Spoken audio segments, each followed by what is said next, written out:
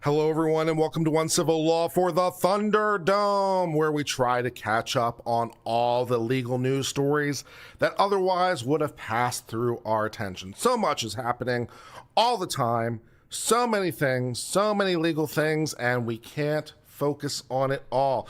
There's just too much stupid. So we do what we can to round it up. We begin with my alma mater, Clemson University, a school of which I am quite proud. Go Tigers is currently in a dispute with the Atlantic Coast Conference, one of the major conferences for sports and athletics in the United States, on whether or not it is forced to stay in such conference. So for those of you who might be from outside the United States or otherwise unfamiliar with this, in the United States system, the colleges, the universities can join conferences where they play sports. They also play between conferences. And to some degree, which conference you're in is a matter of geography, but also somewhat a matter of choice, because some schools and some things get closer to some borders than others. And so there is always an issue of which schools are inside of which conferences. Incidentally, this is where the Ivy League is most interesting, because that's where the name Ivy League comes from. That's the name of the conference, the Ivy League Conference. So if you've heard of an Ivy League school, one of the reasons they're called Ivy League, in fact, the reason they're called Ivy League is because that was the name of the conference for the sports. So it's like the sports driving the academics, or at least the naming of it. So a little bit of history on that one. Clemson has been part of the ACC since it was invented. So it's been part of the ACC since it was created, but Clemson is thinking, it's not you, it's me. I'd like to leave the ACC because I see greener pastures, but of course they signed a contract, and now they'd like to not have to sign. Now they'd like to not be part of the contract, so we can discuss a little bit about what's going on in sort of that. So give me just a second, because apparently it's the wrong thing on screen for some reason, because it wants to annoy me. All right, here is a picture of a Clemson, which is in South Carolina, in case you didn't know. And is a public university, for what it's worth. Not that that's necessarily relevant, but people forget that. Clemson is public. It is a public school, not private. A lot of people think Clemson's private for some reason, but it's not. It's a public school. Clemson has become the second school to sue the ACC in a state court in an effort to extricate itself from the exit fees and grant of rights that run for another 12 years. So they signed a contract that says, for a set period of time, we agree to these things. And if we leave, here are the things that will happen. And now Clemson would like to leave, and they would not like to have those things happen. I'm not particularly sympathetic to this. You have to make your agreements, you make them, and you stick with them through thick and thin. If it had worked out really, really well for you and they wanted to leave, you'd be mad. So just because you think you could do better elsewhere, just perform on the contract, is what I say. So my sympathy level is pretty low to Clemson. So they're going to have to do a lot to convince me that there's a problem, but let's see what they're saying. The lawsuit, which is filed in Pickens County, which is where Clemson is, on Tuesday files a similar blueprint to the one filed by Florida State in Tallahassee in December, who would also not like to be part of the ACC anymore. Both aim to challenge the veracity of the league grant of rights, while the ACC in a countersuit in North Carolina looks to uphold the agreement. So the ACC countersued them in North Carolina. So we'll have to have a venue fight over which place we're going to sue this in. So that's fun. So we'll see how that goes. The ACC, for what it's worth, is a registered corporation in North Carolina. So that's how the ACC gets its jurisdiction. Right, that's where the ACC is. It's a corporation registered under the laws of North Carolina. Just so happens to be. So there you go. So why did Clemson file a lawsuit? Well, Florida State has been looking to leave the ACC for a while. Clemson's efforts to leave have been a little bit more sub rosa, but Clemson is always trying to leave because they think they could do better, and they'd like to literally take their ball and go home, if you don't mind. So there is an announcement that the future playoff shares of the ACC would be nearly half of that of the SEC and Big Ten. It was another fall in Clemson's journeys to the point. So it has to do with championships, it has to do with money, it has to do with broadcast rights, it has to do with strength of conference, it has to do with a whole bunch of things. But yeah. Florida State and Clemson understand that finding an exit strategy will not happen for overnight or maybe ever, because maybe they'll just be stuck with their contract. So both lawsuits are about trying to get a running start towards the door. Okay.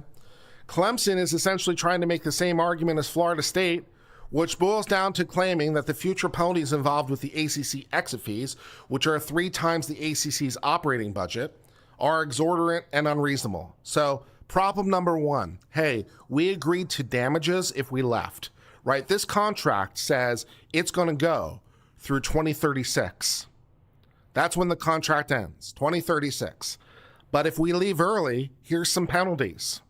And they're like, but we don't like the penalties very much. But you agreed to them, right? You knew about them, right? You probably negotiated them and you signed on the dotted line, right? So, yeah, I mean, is it 3 times the annual budget of ACC? Maybe, but you're a sophisticated party. The ACC is a sophisticated party.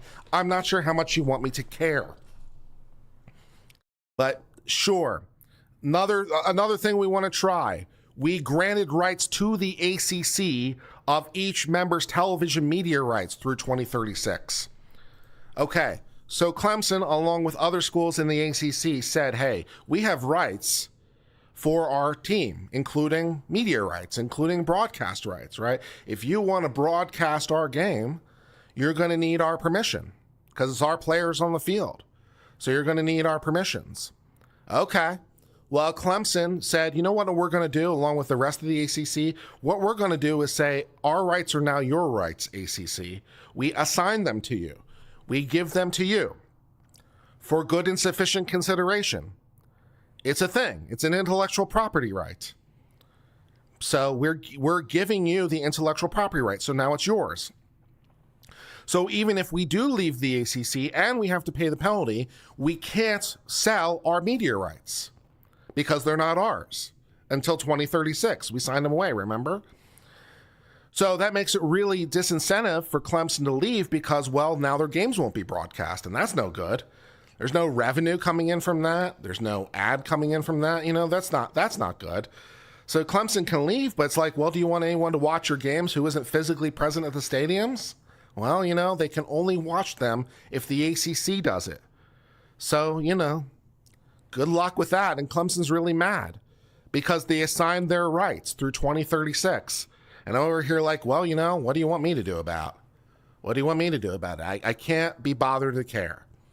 I can't be bothered to care. You're a sophisticated party. You knew this deal. This isn't a surprise. You weren't tricked. You understood everything that's going on. I can't really be bothered to care. And they're also arguing that it restricts their rights to maximize its brand value. Well, you made a deal, though. Maybe those rights are worth more now than they used to be.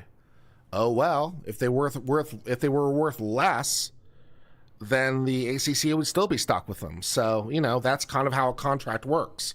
See, a contract works because both people are agreeing to things with an uncertain future.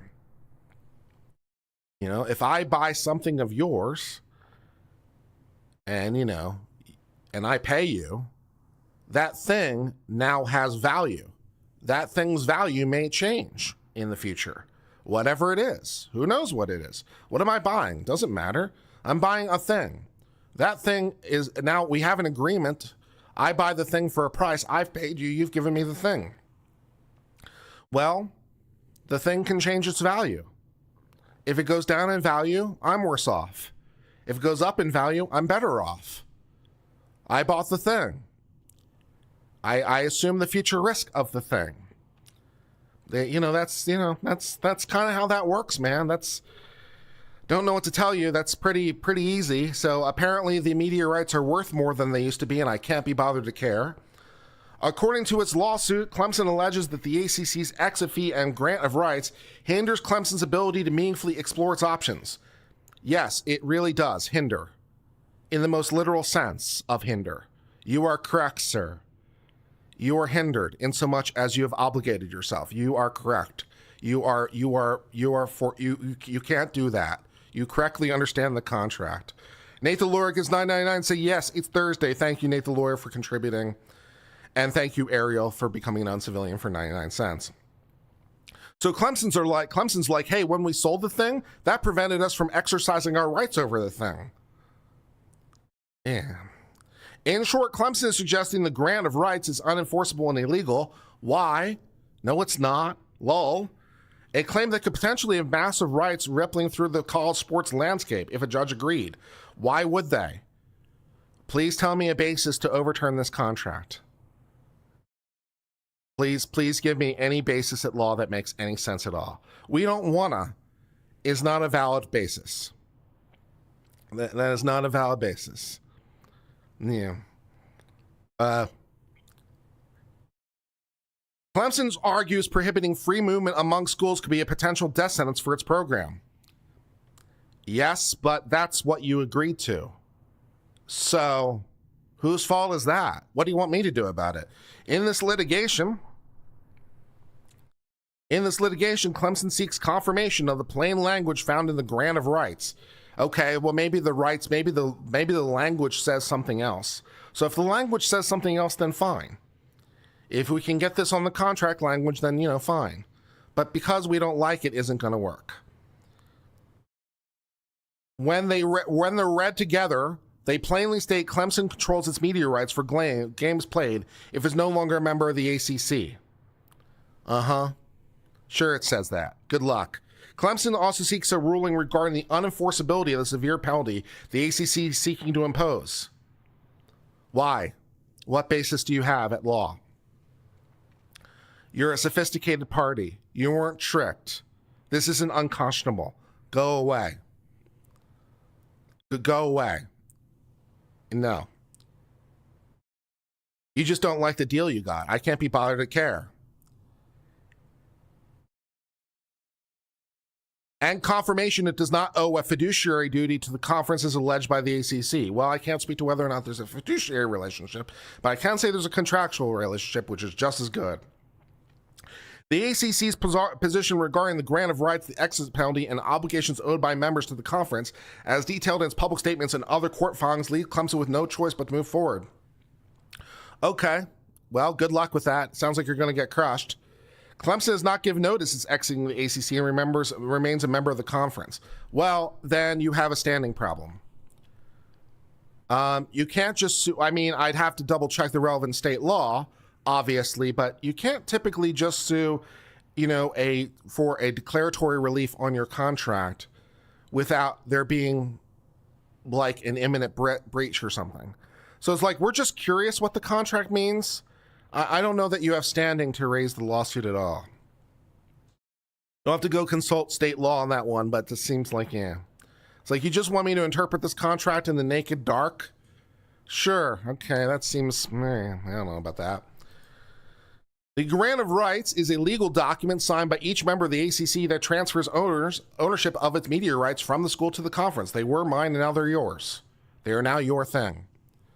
What that means is that ACC, not Clemson or any other member school, because the ACC is a separate entity unto itself, is a registered corporation under the laws of North Carolina, if anyone cares.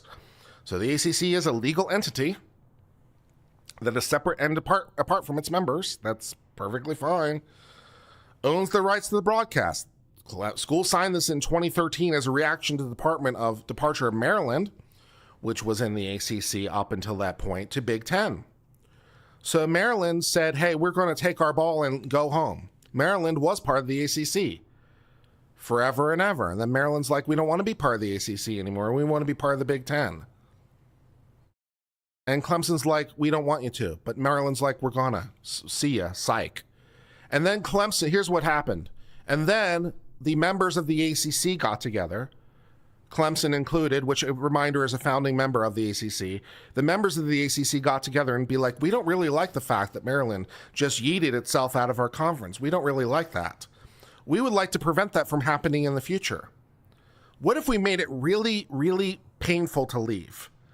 What if we signed an agreement that gave all the media rights to the ACC? And what if we put in a really, really big penalty if you wanted to leave? Then no school would dare ever leave. And everyone's like, hooray. And now, they're like, what we'd really like? We'd really like to leave. No, I don't really see that working at all. No. I don't see that working on any level. In other realignment scenarios, schools either wait out the grant of rights. So yeah, you could either wait till 2036. That's an option because the contract ends then. So you can wait 12 years. Or you could pay a buyout fee. So I don't know if the contract contemplates a buyout fee explicitly, but of course, if it's the ACC's thing, they can also sell it back because it's their thing. So if the contract contemplates a buyout clause, then cool. If it doesn't, it'd be like, how many zeros do you want on the check? How many zeros do you want on the check for our thing back? That's probably going to be a pretty expensive buyout, I would imagine. The ACC is going to want blood. That was the whole point, by the way, in the first place. So this ACC isn't even being a dick. That was the entire point behind the contract in the first place, to make it so painful no one will want to do it. And now it's going to be so painful Clemson's not going to want to do it. Wow. Deep. For Florida State, Clemson, or any other school looking to leave the ACC, or for that matter, any conference by extension, because one would imagine their agreements are also covered by contractual arrangements, the dollars and duration are far more imposing. With 12 seasons remaining after this school year, a member would need to wait far longer than they feel is acceptable or a nearly impossible buyout. That was the idea. You correctly understand the contract. You have understood the assignment. Hence, option number 3, go to court and hope to find a legal framework for Xing sooner and at a lower cost. Good luck. Good luck. This is going to turn on the particulars of state law. Also possibly turn on which state it's in. Of course, which state's going to adjudicate this thing, because Clemson sued in South Carolina where it lives, and the ACC sued in North Carolina where it lives, because the ACC is a registered organization, registered corporation under the laws of North Carolina. So the ACC lives in North Carolina. And so we'll have a fight over which court gets to, do this thing for a while. That'll be exciting. We'll see. 222 from Truth for Liberty in the Naked Dark on Civil Law. Thank you very much. We do appreciate your super chats, and we appreciate the 20 gift memberships from Rogue Accountant. Thank you very much for your contributions. Nate and I went to the gym both Monday and Wednesday and are going to the gym tomorrow, and I'm excited about this. Nate and I are contemplating filming our workouts and possibly putting them online. Could be fun. We'll see. But we're having a good time, so yeah. All right, let's see what's going on. Clemson, however, is alleging the grant of rights only applies to teams in the league, which doesn't really make sense. That's, of course, the exact opposite of what the grant of rights was supposed to do. Correct. So you seem to be not only be trying to defy the letter, but also the spirit of the contract, which is not a great start. You seem to be defying the letter and also the point of the contract. So I'm not sure what else you have to work with. Equity. This contract should be ignored because of equitable reasons. Like what? Good luck. That's all I'm saying. Don't contracts usually have a choice of venue provision? One would imagine, but I don't remember it being cited. One would imagine there's a choice of venue provision, so, but maybe we'll go fight over whether that's valid too. I don't know, whatever, that's fine. Should we expect more schools to follow in Clemson and FSU steps? There's a genuine question. I mean, if it doesn't have a choice of law provision, that would just be super dumb. And the ACC's not that dumb, are they? That'd just be stupid. It's got to have a choice of law provision. I mean, not for the least of reasons that you got to figure out which state law the contract itself is under. Because, well, I mean, a contract is a creature of state law in the first place anyway. So, like, which state law governs the contract is a pretty important question, as we're going to go try to figure out whatever precedent's going to save our ass. So, yeah. Although I don't know. I mean, I'm trying to apply like all the basic principles I know, and I don't know what Clemson's got. I don't know what they can possibly work with, because they're a sophisticated party. This isn't some poor woman who got tricked by the mean pawn shop, the mean, rent to own company. This isn't someone who, was with the small print and the trick and the coercion, right? This isn't some woman who's being conned / tricked / extolled out of her life savings or something that we need to come to the rescue of. This is a sophisticated party. What the hell do you want me to do? You're entitled to make an agreement. You know what's going on. Now you want me to save you because you're too stupid or something? This is such an affront to public policy that we cannot let this stand. Okay, sure. Give that a shot. If it is such an affront to public policy that we can't let it stand, then why would anyone sign these contracts ever again? And then what's the point? So, I mean, yeah, I don't have a lot of hope for the termination.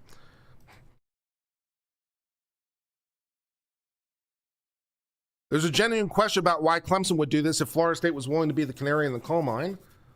I don't think Florida State's prospects are any better.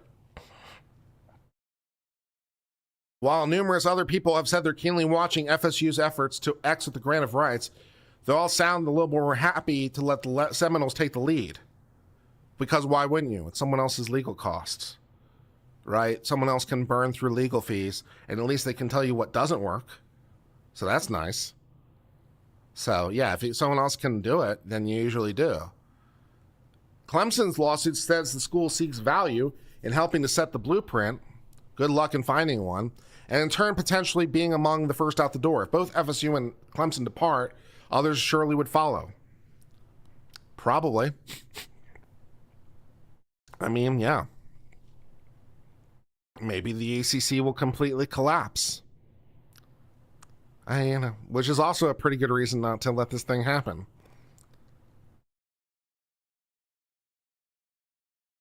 There are two big problems with any departure scenario. First is the money. The lawsuits are effectively a referendum on the cost of departure. The dollar figure, whatever it is, could prove prohibitively high. That was the idea. The high cost could present an incentive to stay if Clemson and FSU are forced to write sizable checks. That was the idea. On February 29th, the University of North Carolina approved a policy change that might make it more difficult for public state schools, including North Carolina and NC State, to jump from one conference to another. Under the new rule, any chancellor of a school waiting to change leagues must provide the system president with advance notice and submit a plan. The president has the authority to reject the move and must notify the board of governors, which could vote on the votes on the conference as well. So the University of North Carolina, for its part, apparently, as a matter of its own whim, says what we want if someone wants to leave. Here's the things we want if you want our vote, essentially. So, Clemson's lawsuit was filed in South Carolina, making it the third different state where some sort of litigation is ongoing, along with Florida for FSU. Deciding who has jurisdiction is a big step, and that is even months away. Once any ruling on venue is made, there's likely to be an appeal of that too. So yeah, I mean, one would imagine. Doesn't the contract just say it? I mean, it would, presumably, which should really solve the problem. And then I just can't be bothered to care. But that's what they're doing. So Clemson and FSU want out of their deal. And I'm a Clemson fan, but I can't think of any legal basis to terminate their contract. It seems to me that this was all very foreseeable. Right? This isn't some what sort of principle do you want me to use here to make this work? It's unconscionable. It's too lopsided. You're both sophisticated parties. You both had an idea of what's going on. Okay. It turned out that the future was just too chaotic. No one could have foreseen this. We tried our best as we can with all our crystal balls, but no one could have possibly foreseen this. This is just a completely unforeseeable outcome, and the contract can't possibly be meant to deal with such a scenario. So we should have the contract vacated for that reason. Okay, has what's happened been like completely unforeseeable? Has it been something that has been so wildly unpredictable that no one could see it coming? Doesn't seem like it to me. All right, what else you got for reasons I don't want to be in this contract anymore? Fraud? Good effing luck? No, I don't see that working. What else you got? Yeah, you're going to try to do some sort of you're going to try to really parse the shit out of the language of the contract. That's all you got left. That's all you got left. You're going to parse the shit out of the contract and try to find how it means what you want to mean. So that's all you got left. Good luck with that plan. So that is what's happening now. The I don't like it provision? Yeah. Yeah. Of course, it seems like, that also that you're going against the purpose of the contract. So the court is not likely to interpret a contract provision against the purpose of the contract. Right? I mean, if a provision's clear, it's clear. But, in ambiguity, in an ambiguity, the court is more likely to interpret the provision in a way that maintains the contract, if you can, because we like freedom of contract. It's right in the U.S. Constitution. We like freedom of contract. So, we're going to try to find ways to uphold the contract if we can. So you're not only flying against the literal language, you're also flying against the purpose of the contract. So I don't have a lot of hope for you. Maybe you'll find something. Good luck. Good luck. Yeah, I feel like it's trying to get out of a prenup because you really don't like your partner. It's something like that. Yeah. It's trying to get out of a prenup because, suddenly, the situation has massively changed. That was the point of the prenup, to try to address those possibilities in the future. Right? That was the point. To try to address the possibilities, because it's like, well, things could change massively in the future. It's like, what if we bargain now to bargain our risk now, so that we'll all have a better idea of what to do in the future. And then the future happens. It's like, wait a second, this didn't break in my favor. Now I'm sad.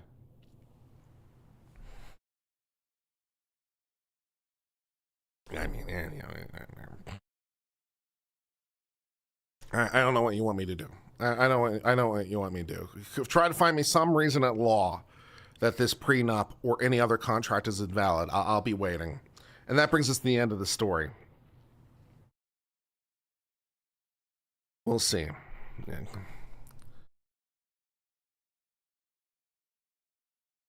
I don't have a lot of hope.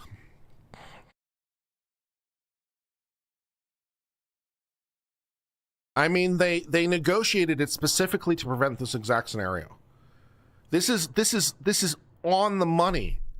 This is like exactly what the contract was designed to try to prevent. Clemson is trying to do exactly what the contract was created to prevent them from doing. That was the point. That was the entire idea. We are going to create this to make it basically impossible for you to leave. I want to leave. Okay, but it's basically impossible. That's not fair. It's basically impossible for me to leave. Yeah, that was the idea. What part of this is confusing to you? I don't get it. Have I seen the Apple antitrust? Which one? Which one is my question for the Apple antitrust? And that will bring us to the end of this story. Well, good evening, everyone, and welcome to Thursday Night Thunderdome. As always, I hope you're having a great day. We're having a great day over here in Uncivil Law land. Everything is awesome as always. I'm having a great day. Hope you're having a great day. Had some rain here today.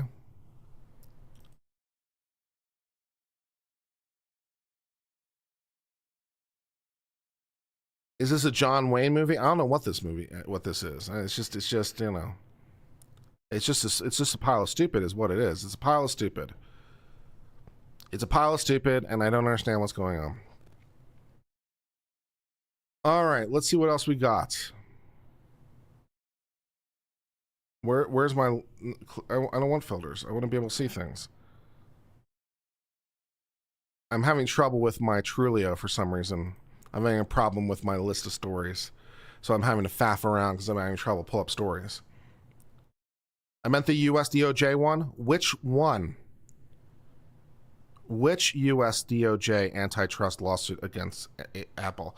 Apple has been involved in several different antitrust lawsuits from the DOJ. Which one? Yeah, you're going to have to narrow that way down.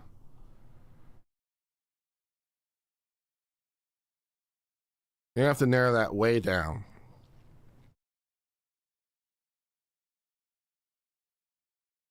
You're having issues with Trello earlier too? Yeah, for some reason I can't select the right thing. And it's not popping up stories, and it's making me sad.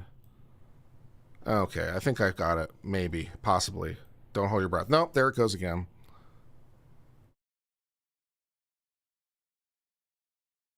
We'll get there eventually. How is everyone doing while we're waiting for the Trello board to lop? Yeah. Yeah, it doesn't narrow it down much more than Microsoft and antitrust. I know, like, which one? Which one? The one that DOJ filed today. I don't know of anything that the DOJ filed today, so no, I'm not aware of that. There you go. Now I can just say I don't know.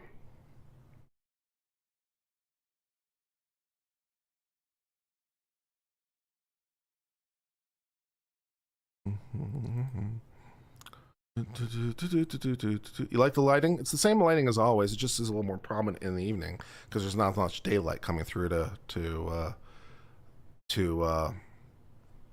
what do you say? To lighten it.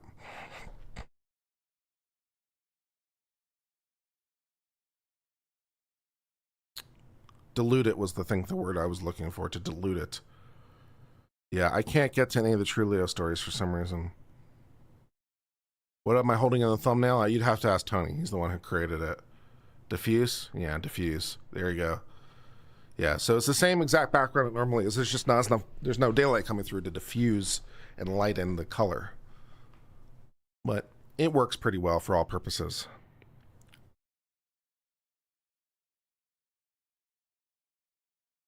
Am I there? Working? Are you a story?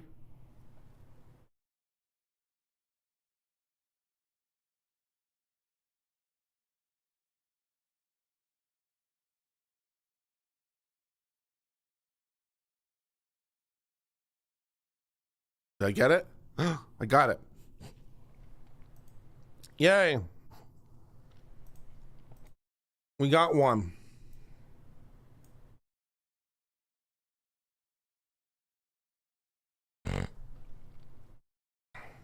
They're claiming iPhone is a monopoly? Okay, well, I haven't heard about it, so I couldn't speak to that. Yeah, I have no opinion on that. And I'd have to, yeah. I have no opinion on that issue about whether Apple is a monopoly within any sense of the word. We'll see what the DOJ has to say. An 80-year-old man has pled guilty to genetically engineering a giant hybrid sheep, the DOJ has announced. That's a thing.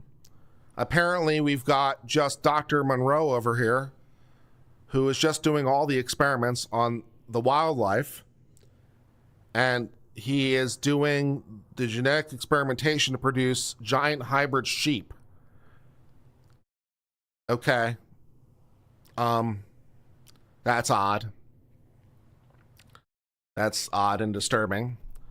The Montana man has pled guilty before a federal judge to 2 felony wildlife crimes for almost a decade-long effort to create a giant sheep hybrid to sell the species to hunting facilities. That's not disturbing in any way. Okay. 80-year-old Arthur Shawbroth of Vague, Montana, is the owner and operator of Sunrise Enterprises, also known as the Shawbroth Ranch, a 215-acre alternative lifestyle ranch. I don't want to know what makes an alternative lifestyle. I know what a ranch is. I know what a livestock ranch is. I probably don't want to know what an alternative livestock ranch is. That sounds like words that probably shouldn't go together in the same sentence, to be quite honest. If you're calling yourselves an alternative livestock ranch, it just sounds to me like a big red flag. Alternative to what? Nature? Shawbroth over here conspired with at least 5 other individuals between 2013 and 2021 to genetically engineer the larger hybrid sheep species that would garner higher prices from shooting preserves. This was an audacious scheme. I mean, I feel like I need a word more powerful than audacious. Because, I mean, this is really the Isle of Dr. Monroe territory over here. I mean, audacious is not powerful enough. I need a more powerful word than audacious. This is a villainous scheme, maybe. This is a mustache twirling villainous scheme is more on point. To create a massive hybrid sheep species to be sold and hunted as trophies, the Justice Department and the DNR said in a release. Great. He faces a maximum penalty of 5 years in prison, up to $250,000 for each count. To genetically engineer the sheep, the DOJ say that Shawbroth imported parts of Marco Polo Agrel sheep, which is the largest sheep species in the world, from Kyrgyzstan into the United States without declaring the importation. See, look, guys, I mean, when you're sending things across borders, they really tend to like you telling them that. And when those things are biological in nature, they really, really like telling you. Nations of the world tend to get a little grumpy when you start sending things that are biologically active across borders without telling them.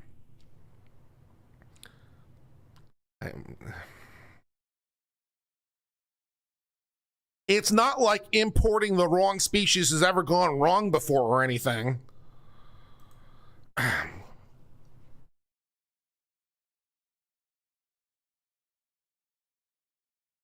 Apparently someone in chat says it's Shawbroth, so let's go with that. Shawbroth sent genetic material to a lab to create cloned embryos, which he then implanted in female sheep on his ranch, which produced a single pure genetic male that Shawbroth named the Montana Mountain King, or MMK. To create the hybrid species, then he used the semen from that animal to artificially impregnate various species of female sheep. Yeah, next up is Jurassic sheep. That's basically where we're heading here. Yeah.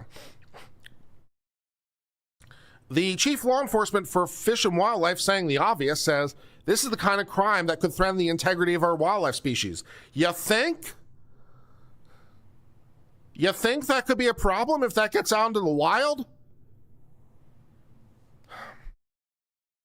Shawbroth and unnamed co-conspirators wanted to sell the larger or more valuable hybrid species to captive hunting facilities, primarily in Texas. In order to move the species across state lines, Shawbroth forged veterinary inspection certificates, falsely claiming the sheep were legally permitted. Don't do the forgery. Don't do the forgery. Don't do the customs felonies. Don't do the animal hybrid experiments. Don't do those things. Shawbroth also sent MMK's semen directly to sheep breeders outside Montana and illegally obtained genetic material from the wild-hunted Rocky Mountain bighorn sheep in Montana. Do I want to know how he illegally obtained it? I do not. I don't want to know how one does that. On Tuesday, Shawbroth pled guilty before the federal judge in violation of the Lacey Act. Yeah, that'll do it. The Lacey Act is a little-known law that doesn't get cited off that much. It actually pops up more than you'd expect it to be quite honest. Or at least it does to me. It pops up more than I'd expect it to. The Lacey Act, to me, seems somewhat obscure, but it seems to happen more often than you'd expect. The Lacey Act makes it illegal to import, export, possess anything that's illegal under any state, tribal, nation law anywhere in the world, even if it's legal here. So, for example, if you go to, I don't know, Brazil, and you acquire something, this would have to be, you know, a species in this example. So this is a living thing.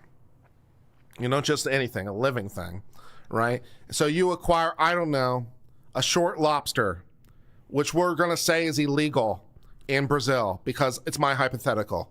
Okay, so the short lobster is illegal in Brazil, and you go acquire the short lobster in Brazil and you bring it back to the United States. Even if it's legal in the United States, you're a violation of the Lacey Act because it's illegal to import, export, blah, blah, blah, anything that's in violation of any federal, state, or foreign law anywhere in the world. So, you know, that's the Lacey Act. So, yeah, you just imported, exported, blah, blah, blah, the, you know, the things that are in violation of state, foreign law, and everything else. So that's the Lacey Act. That's a good one. In pursuit of the scheme, Schubarth violated international law and the Lacey Act, both of which protect the viability and health of native populations and animals.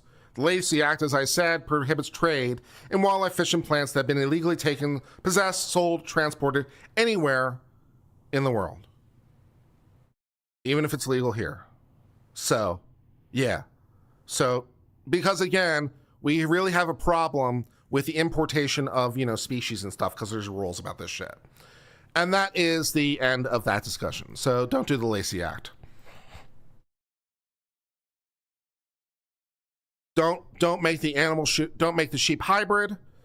Don't lie on your customs declaration forms. Don't illegally obtain the semen of the wild goat somehow. I don't want to know. Don't, you know, just don't do many of these things. Just don't. Yeah, wet market. Yeah, wet market. Yeah, yeah. Sometimes you got to go to prison. Yeah, that's about right.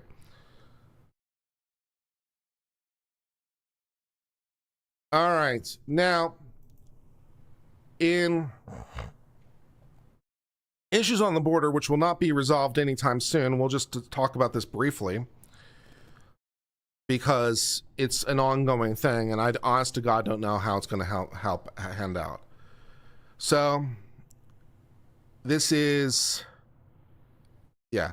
So in the on again, off again thing, we have the Supreme Court extending the block, then not extending the block, then the Fifth Circuit extending the block as to whether or not Texas can enforce its law. So Texas passed a law that essentially tries to make illegal immigration a violation of state law, which, you know, seems very suspect because the Constitution appears to give inherent and unique authority to the federal government to deal with this. But one could argue that they have already done that because the federal government already has a law. So can you make the law that just mirrors the federal law? Maybe. I don't know. But they're trying.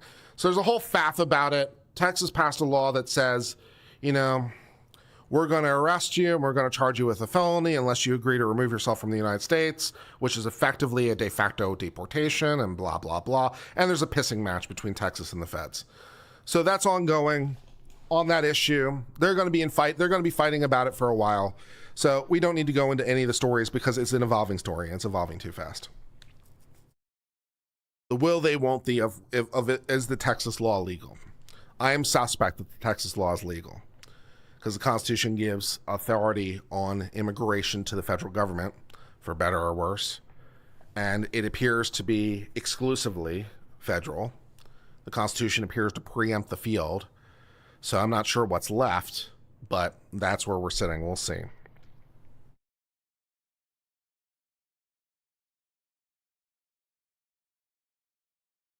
Yeah, federal purview sounds right. So I'm very skeptical of Texas's efforts in this domain. I wish it weren't true, incidentally. I would very much like Texas to kick ass on this domain. But just because I want something, I can't magically make it happen. You know, I have to like try to interpret the Constitution as best I can. Maybe Texas will think of something, but I have my doubts. So we'll see.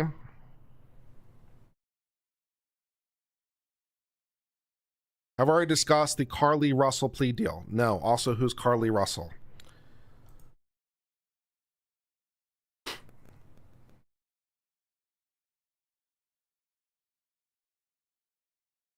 So in the on again, off again thing over Texas, we'll read this story real fast. Texas lawmakers in 2023 approved what was called Senate Bill 4, which allowed Texas police to arrest people for illegally crossing the Mexico border. Well, kind of, mostly, yes. That's not exactly correct, but close enough for our purposes. The lady who got fake kidnapped? Oh, no, I didn't. I suppose which one, because there were a couple ones that have got sentenced and stuff like that, but no, I didn't, I don't remember the story. There have been a couple women who got fake kidnapped and a couple women who've pled out, so I don't remember that particular story. Texas's law was supposed to go into effect in early March, but legal challenges from the U.S. Justice Department have prevented it from going into effect. A federal appeal court on Tuesday night once again blocked the state of Texas from enforcing the law hours after the United States had allowed it to go into effect while the federal court case continued, which isn't exactly correct because they were doing different things. Like there was an administrative stay, and all the Supreme Court ruled on was the administrative stay. So then the court in Texas did a different kind of stay. So it's on different kinds of law and stuff like that. Next, the nursing student who faked her kidnapping claimed the toddler was on the side of the road. What'd she get? What'd she get? More or less than 5 years.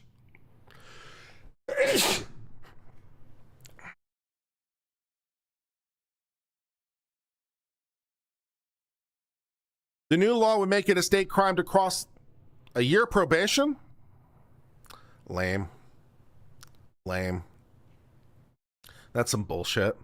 Lame. Yeah, that's some bullshit. Yeah, you're 12 months suspended and 100 hours community service, and she has to pay $18,000. That's lame. That's some lame ass shit. I don't know what a guy would get for doing the same crime, but I'm pretty sure it's not that. Weak judge, or weak prosecutor. Either way, it's some weak bullshit. 12 months suspended and 100 hours community service and restitution. That's some bullshit. Is it even a felony? Did she plead to a felony or is it a misdemeanor?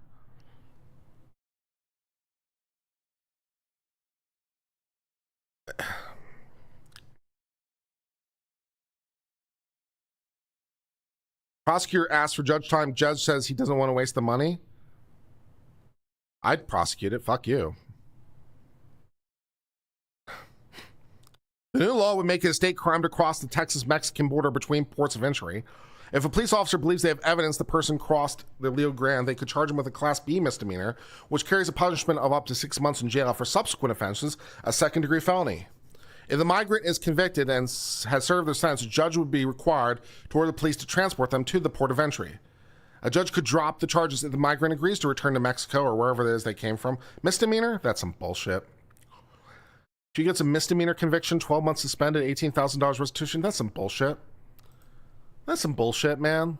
That's not justice. That's some absolute bullshit.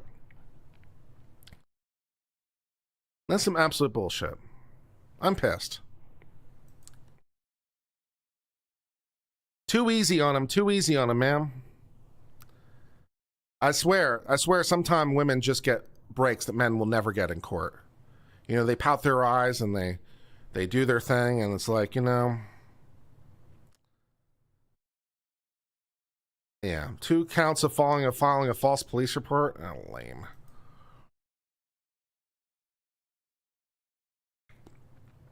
A federal appeal court has blocked the law ahead of the scheduled hearing in the lawsuit brought forward by immigrants.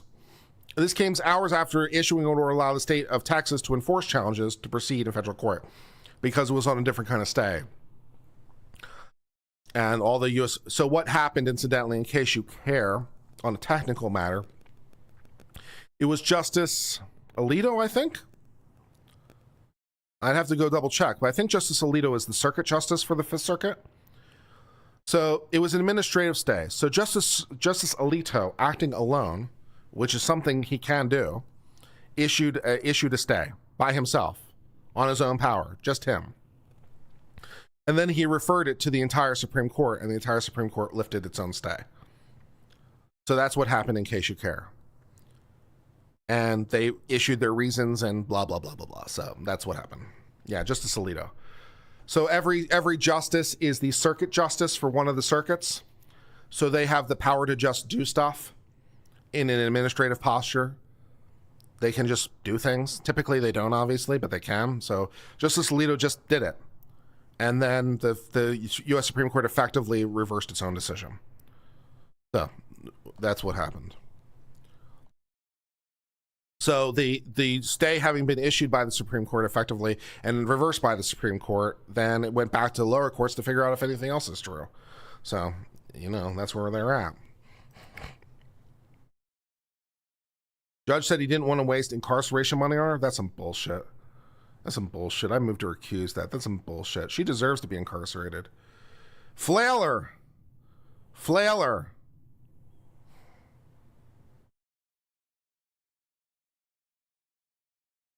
The bill allows police in question to arrest anyone we read that part.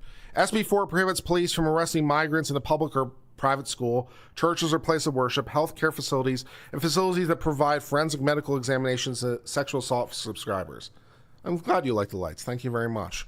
The bill does not prohibit arrests on college or university campuses. Immigration officials said that the law encroaches on the federal government's sole authority over immigration, which is very likely true, and would lead to racial profiling by police, which is possible. Texas officials, they argue they need the state to step in because the federal government isn't doing jack shit, which is definitely true. Federal courts, I mean, people just need to read the rules, I swear. People just need to read the rules. The channel rules, you have to click them through. I don't know why we even have the channel rules. We have the rules. You have to agree to them when you join the channel. The rules repeat like every 12 minutes, tells you to avoid excess caps, and people still don't follow their rules. I don't understand. It makes me sad. Anyone who enters the U.S. legally or illegally has up to 1 year to request asylum, which seems like a lot. The federal government is asking migrants not to show up at a port of entry and instead make an appointment to meet with an immigration officer. So you're asking them not to enter a point of entry, which is a very odd choice. But available appointments fill quickly, and many across the border. Oh, you mean to show up at a port of entry? Because that's the right way to do it under law. The right way to do it under law is to show up at a port of entry and be like, yeah, I'd really like asylum, please. That's what the law says. You know? Under SB 4, if Texas police arrest a migrant before they surrender to Border Patrol, immigrants who apply for asylum and are researched by federal agents could be subject to removal from the United States if charged with a new state crime. Consulates in the United States for countries like Mexico could provide their citizens with more information. Immigration rights groups such as American Gateway are trying to inform people who would be affected. The American Civil Liberty Union has published information about what to do in all this situation. That's what's progressing. So this fight's going to be going for a while. I don't know who's going to win on the end. My money is on the feds. My money's on the feds. The only sort of way to really get past that, it seems, the most obvious way to get past it, there are two ways to get past it. Way number one is to try to argue that notwithstanding the language in the Constitution, the states still enjoy some residual authority. Because, of course, remember in the beginning, the states had all the power to do everything. They have police power, which is all the power to do everything. And the federal government is one of limited powers. So unless they gave it away, they still have it by necessity. So one way to try to get around this problem is to argue that you still have some sort of residual power. Now, that's really hard because... Let me pull up the Constitution so we can look at it together. When in doubt, go to the source material, right?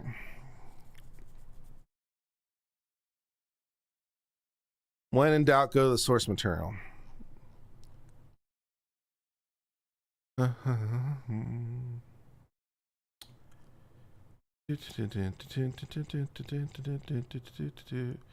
Where is it?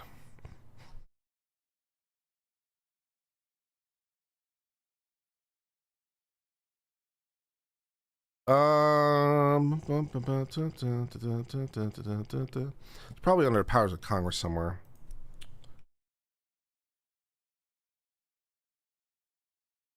What is it called? It's called in the Constitution. It's called naturalization. All right, so one of the powers of Congress, Article 1, Section 8, Clause 8, is the Congress has the power to establish a uniform rule of naturalization and uniform laws on the subject of bankruptcy. So they have the power to establish a uniform rule. So that's one way to say that they have all the power, because they have the power to do the uniform rule. And if it's their rule, then arguably they'll have the power to enforce it. So that's where that comes in. You could try to argue that this is not naturalization, but I don't think that really works. Because I think it is technically naturalization. Although I'd have to double check. But yeah, I think it technically qualifies as naturalization when you come over the border for any reason. But I'd have to double check. It's been a while since I read the details. So that's one way. One way is to try to argue that this is not naturalization and therefore there's some reserve power, but I'm not really optimistic about that. And then there's this provision, which a lot of people have been trying to do, which is probably not going to work. But they're trying, which says,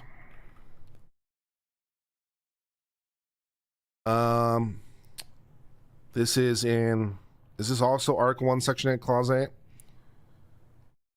No, there's another provision. There's still another provision somewhere. Okay, so there's this provision, which is in Article 4? Or is this Article 2 as well? Or is this Article 1? So there's this provision which says that no state shall, without consent of Congress, engage in war unless actually invaded. So you could try to argue this is an invasion and therefore an act of war, which is a bit tricky. And then there is this provision in Article 4, which says the United States shall guarantee to every state a republican form of government and shall protect them against invasion. So you could try to argue that this is an invasion and therefore the federal government has to enforce its own law.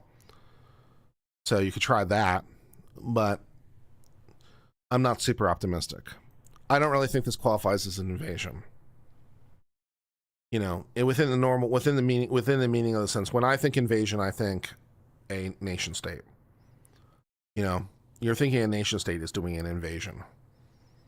So a military power at the very least. So trying to squeeze this into an invasion is hard. And people have tried to squeeze it into an invasion, but, you know, I'm not super optimistic, but we'll see. How's it not an invasion? I just told you. Just now, if you were paying attention. It's not an invasion because the term invasion, well, I mean, we can go look up dictionaries at the time. So if we want to dig it a little bit deeper, I have to find a dictionary from 1780s. So if we can find a 1780s dictionary.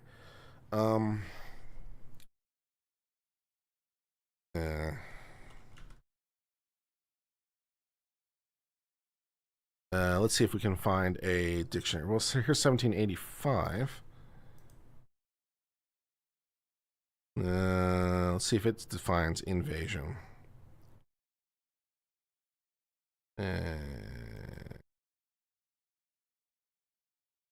Yeah, I don't think I asked before you explained. Yeah, is there a way individual states can make law?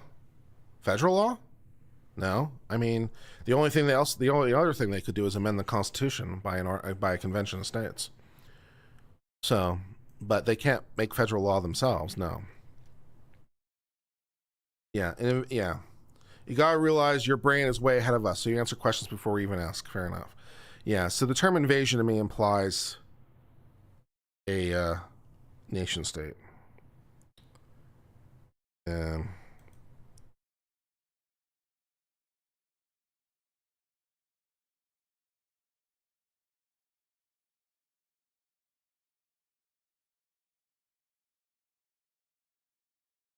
I'm not sure this qualifies as an invasion.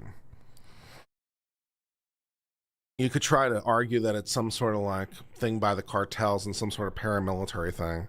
If you can actually show a nation state is actually behind it, though, that would help a lot. Although at that point, you're basically declaring war, so you want to be careful about that one. Although, you know, I feel pretty confident in the U.S. versus like any, and for that matter, every South American country. I think we can hold our own.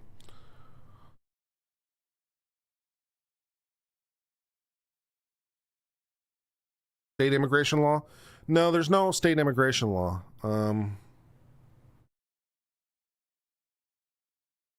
Yeah. The freedom to travel, which the Soviets love to talk about, does exist. It doesn't mean that you have the right to travel by any particular means, but you do have the right to travel. So state to state, no papers, as they said in the Hunt for Red October. So, yeah.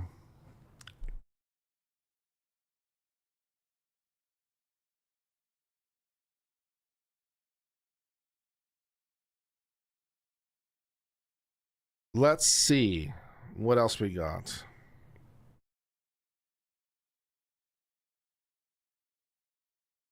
All right, here's one with an Alabama police officer behaving badly. They're not an army. Yeah, that's the problem. Santa Anna's armies was 6,000. They invade. 5 million have come along, but they're not an army. That's the problem. Yeah, that's the problem. They're not an army. They're not acting on behalf of a nation state. They're not trying to do a military operation. So it's not really an invasion within normal parlance, it seems to me.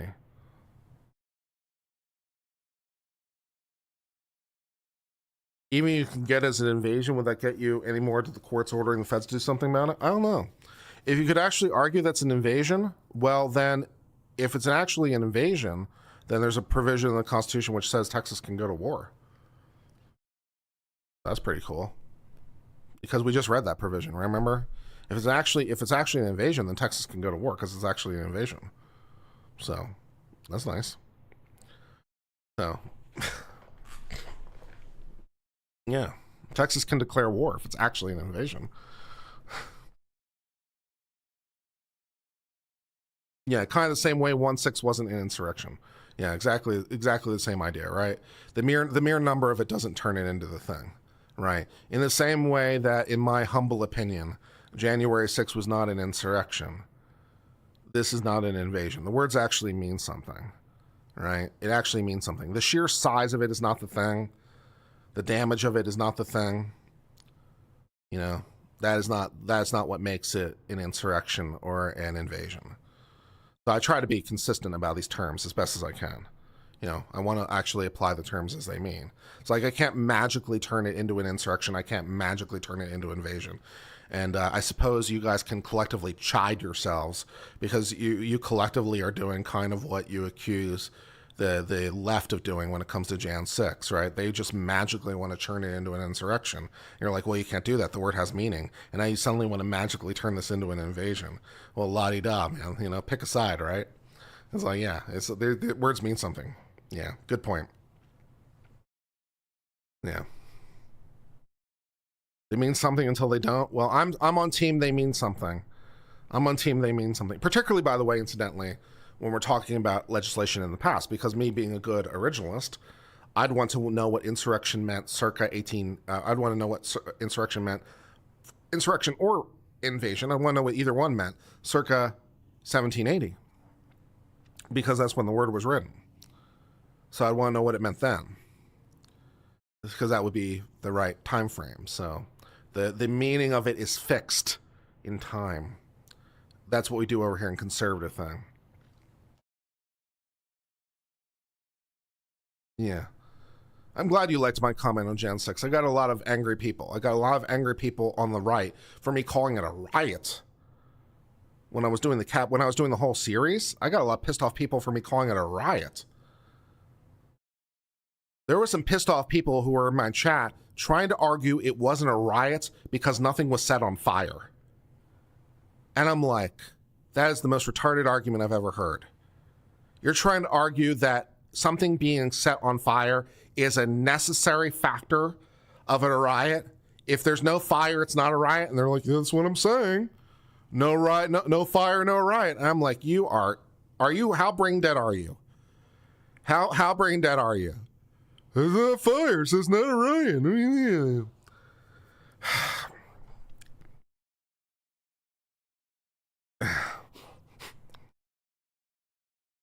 Yeah.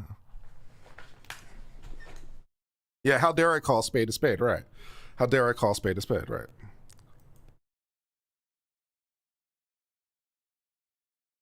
Let's see what else we got. All right, we'll talk about Donald Trump for a while.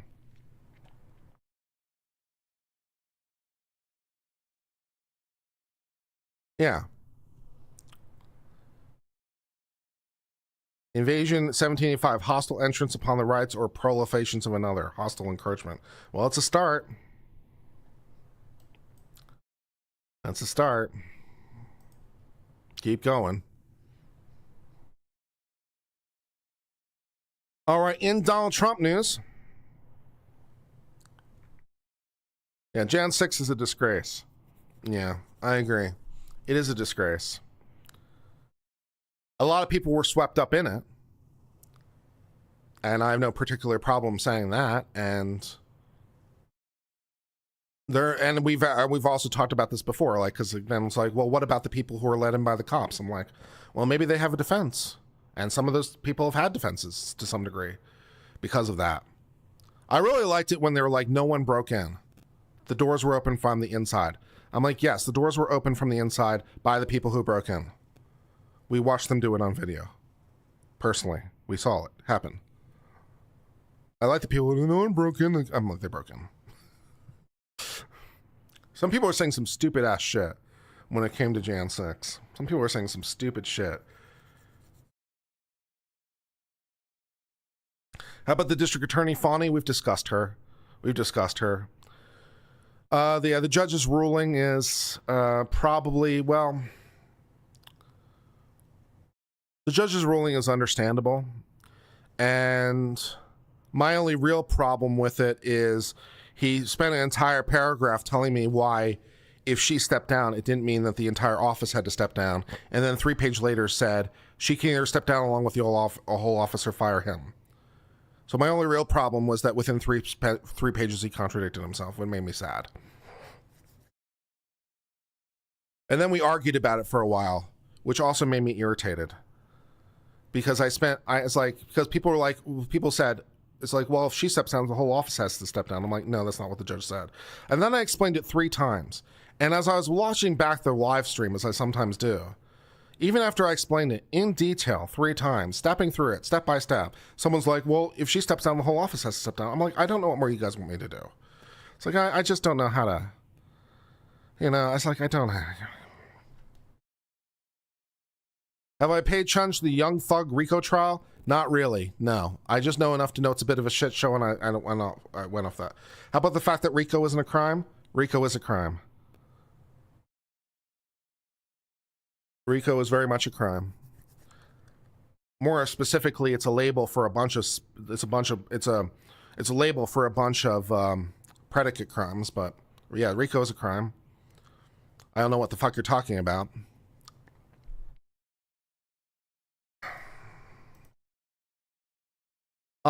In Trump news, Trump says he's unable to get the $464 million guarantee against his businesses, which sounds, like that's a lot of money to come up with. I have problems with this award amount. Is RICO a category? Well, it's the Racketeering Influence Corrupt Organization Act is what it stands for. Racketeering Influence Corrupt Organization Act. So if you're the feds, you need to prove 2 predicate acts that occurred within a 10-year time frame that are closely related in a common criminal enterprise. And then there's like 40 different things that qualify as predicate acts. It's a long list. In Georgia, you only need 1, not 2. And there doesn't even need to be an organization, which is particularly hilarious. Because in RICO, there does need to be an organization. You actually can't indict them without listing the organization in federal. Use like, I'm indicting, I don't know. I'm indicting, Mr. Bean. And the criminal enterprise is, the Bean Syndicate. That's what they call themselves, right? So it's the difference between the person and the corporation. RICO's all about the corporate form because it's a corrupt organization. So yeah, it's a corrupt corporation. So, so you have a distinction between the person we're prosecuting, Mr. Bean, and the corporation. It's an illegal corporation, but it's a corporation all the same. But in Georgia, you don't need to do that. You can be a corporation unto yourself, which doesn't really make sense, but okay. And then Georgia's list goes on even longer. So, like, it's longer than 40 things. It's a lot of things. Georgia's version is extremely long. Georgia's version is quite a bit broader than Fed's. And the Feds were already pretty broad as it was, to be honest. So I'm not sure why we needed that much breadth, but apparently we do. You know, so it's like, yeah. Yeah.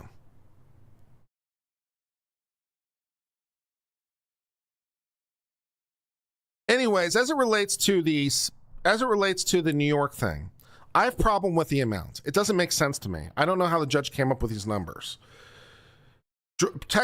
So we're talking about a civil action. So we're a preponderance of the evidence standard, more likely than not. And what Donald Trump was accused of was essentially lying on his paperwork relating to his businesses in terms of how much they were worth or not. Now, it's been argued that lots of people commit this offense, which I can't speak to that, but sure. And it's also been argued and I don't actually think there's any evidence to the contrary, that no one was harmed by it.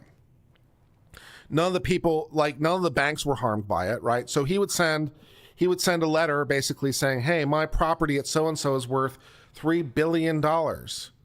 And the bank would do its own due diligence, as one would do, and say, no, we don't think it's worth $3 billion. We think it's worth, $10 and a firm handshake. Right. So none of the businesses were fooled. Right. So there was no loss. Now, you could still view it as attempted fraud if you want, because just because the fraud doesn't succeed doesn't mean it's not fraud. Right. If I send you a letter saying, hey, this thing is worth this, and you know it's not, I still tried. Right. So you can view it as attempted fraud, but it's a weird thing because there's no damages. Right now, you can have fines without damages, right? Because otherwise, why would anyone obey the law? So just because there's no damages doesn't mean that there's not going to be a fine. I understand that, but how did we get to $464 million with no damages? We're not trying to do restitution. We're not trying to make someone whole.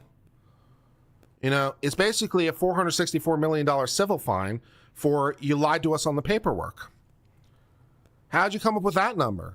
It just seems so excessive to whatever's going on. I just don't know how you come up with that. So I have a problem with the amounts.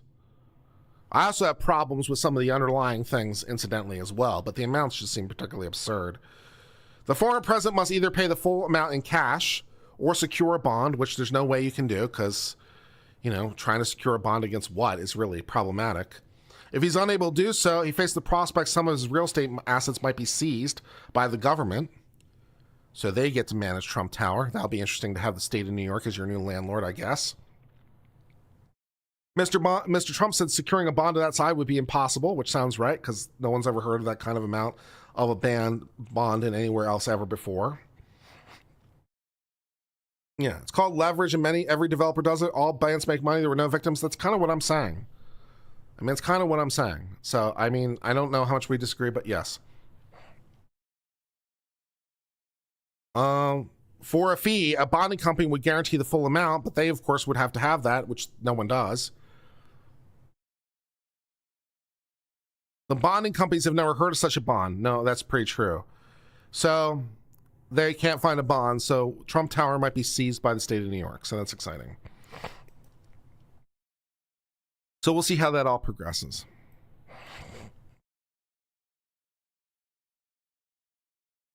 As he appeals, for all the good it will do him. Can he self-bond? Well, if he could self-bond, he'd just pay the amount. How would he guarantee it to himself? Yeah, I don't think he can self-bond.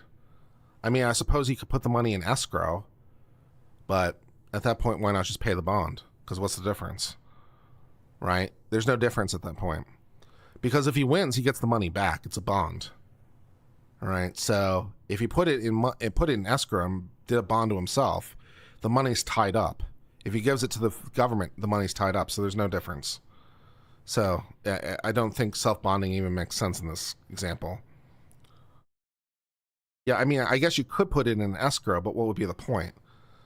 Because if you put it in an escrow, then you can't touch it, and if it's owned by the government, you can't touch it. So I don't know what the practical difference would be.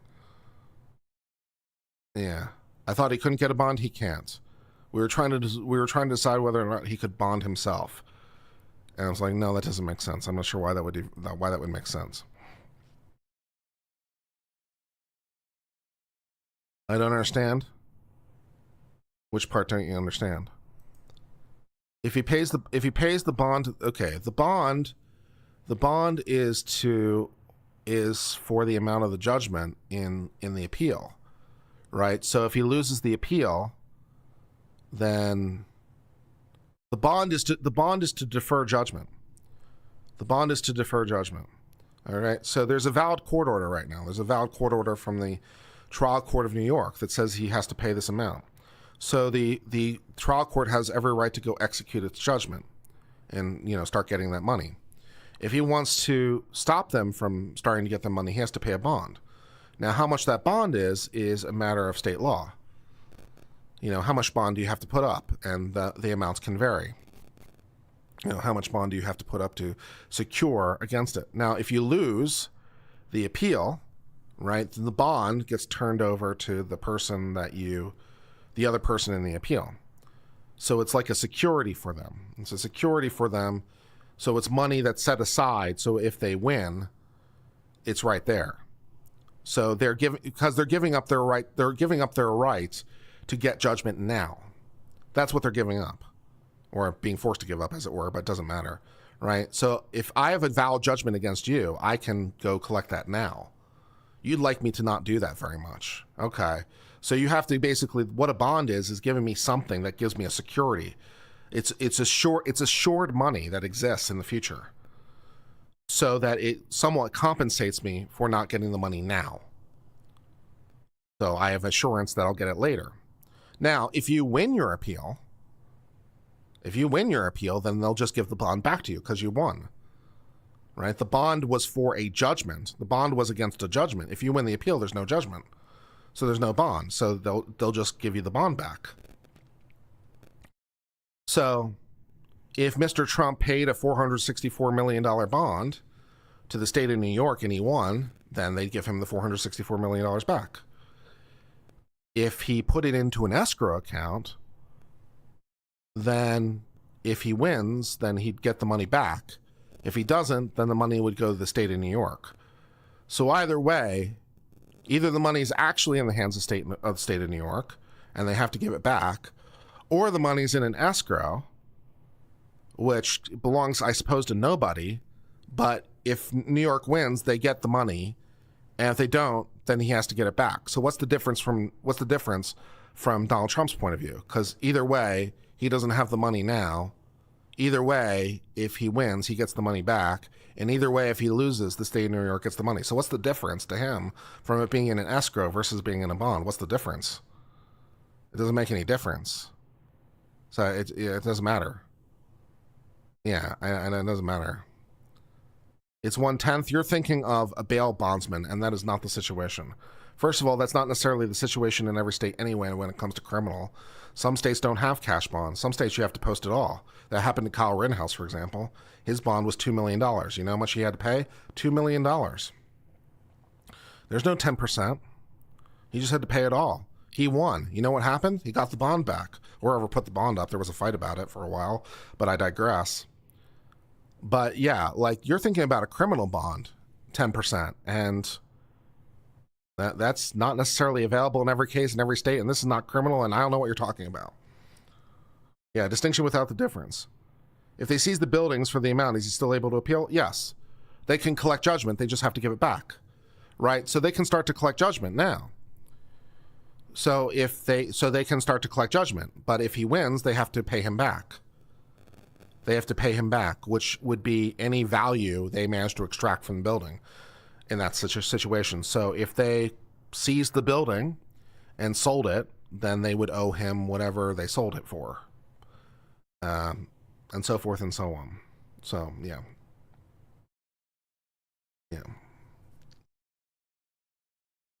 There's a fee for the bond. There's no fee for the bond. The bond is the fee. He just has to write them a check. There's no fee. He just has to write them a check.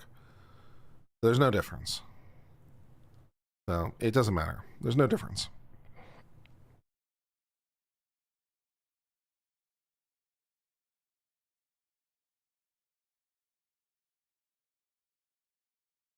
Want to do more trial work? I'm doing a Supreme Court case as we speak.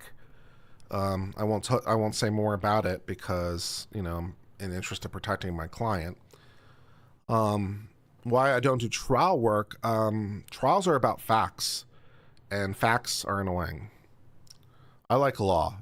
Appeals are about law. Trials are about facts. I don't like facts very much. If you go to trial, you have to go like argue about shit, and I don't like to go argue about shit. I want to argue about law. So, I'm working on a Supreme Court petition as we speak, and I'll let you know how it goes.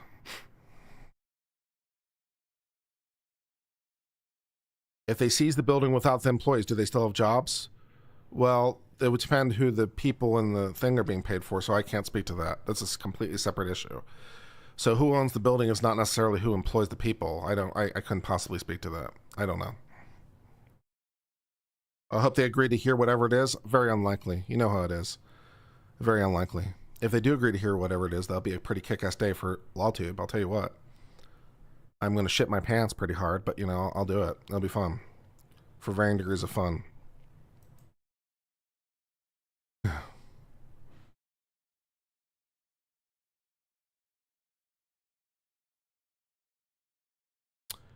Yeah, if the Supreme Court actually grants review of the case, I'm going to shit my pants pretty hard.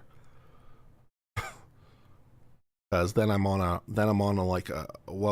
ramp up of I don't even know how long.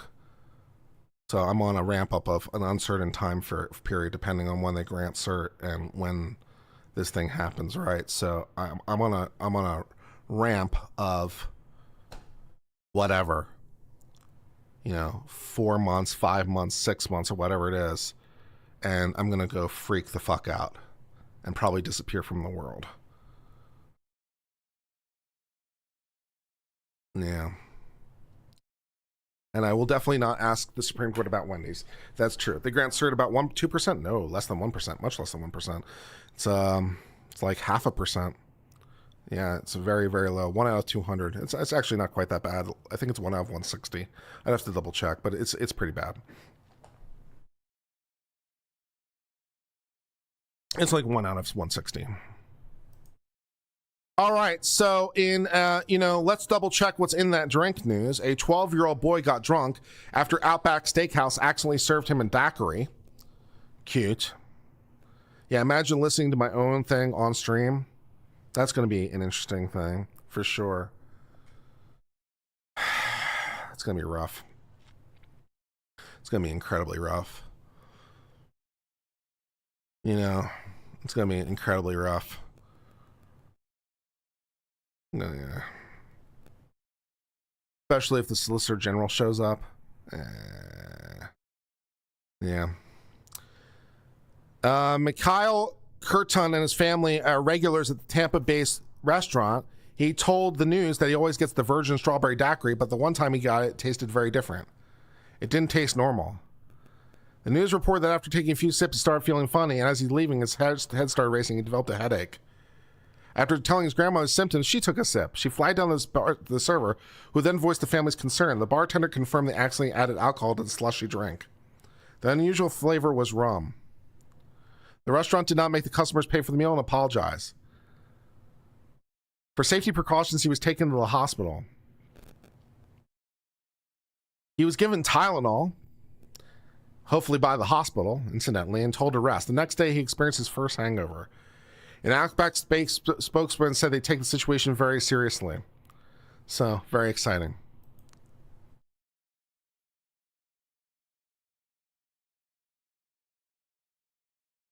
Yeah.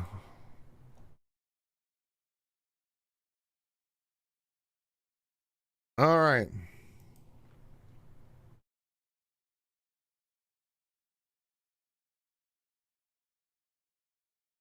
Welcome aboard, kid.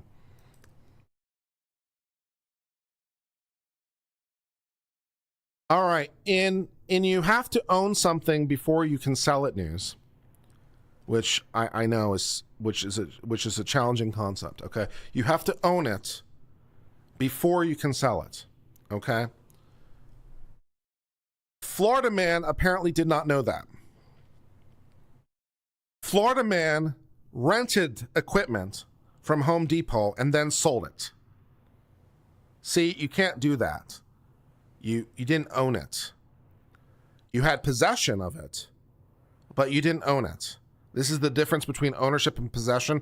And I know some people say that ownership, or they say possession's 9/10 of the law, but really not so much. No, there's a distinction between those two things.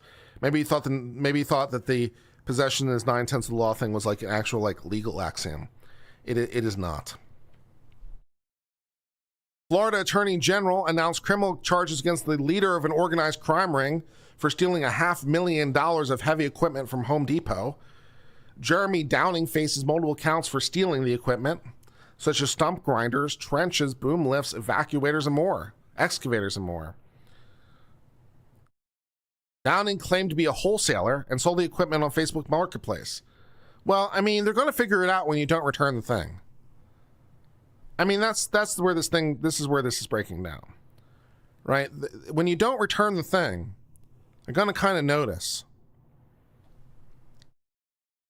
Home Depot says it lost more than $460,000 as a result of the scheme, as did civilians who purchased the equipment under false pretenses. Yeah, they're going to want their stuff back because it was stolen.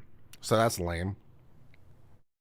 The scheme not only resulted in major losses to Home Depot, but also losses for innocent civilians for buying the equipment under false pretenses. So I guess please give us all the money back. I'm guessing they don't have it.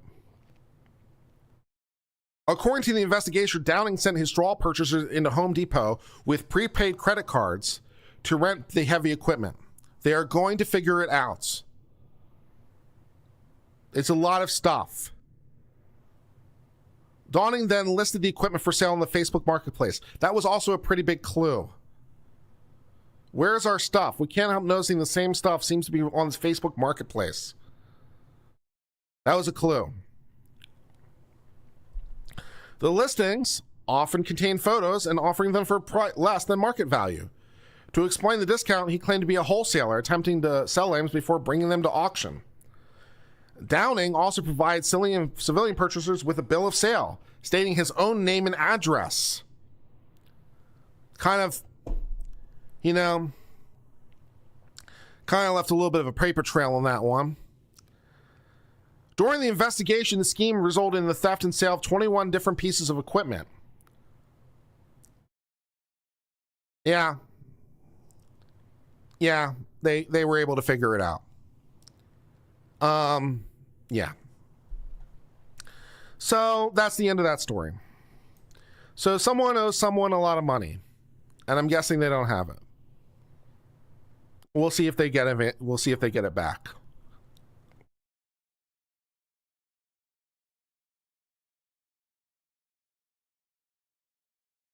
You're still trying to read the dictionary, but you need a dictionary for the dictionary. See? Yeah, good times. Well, welcome to paradise, baby.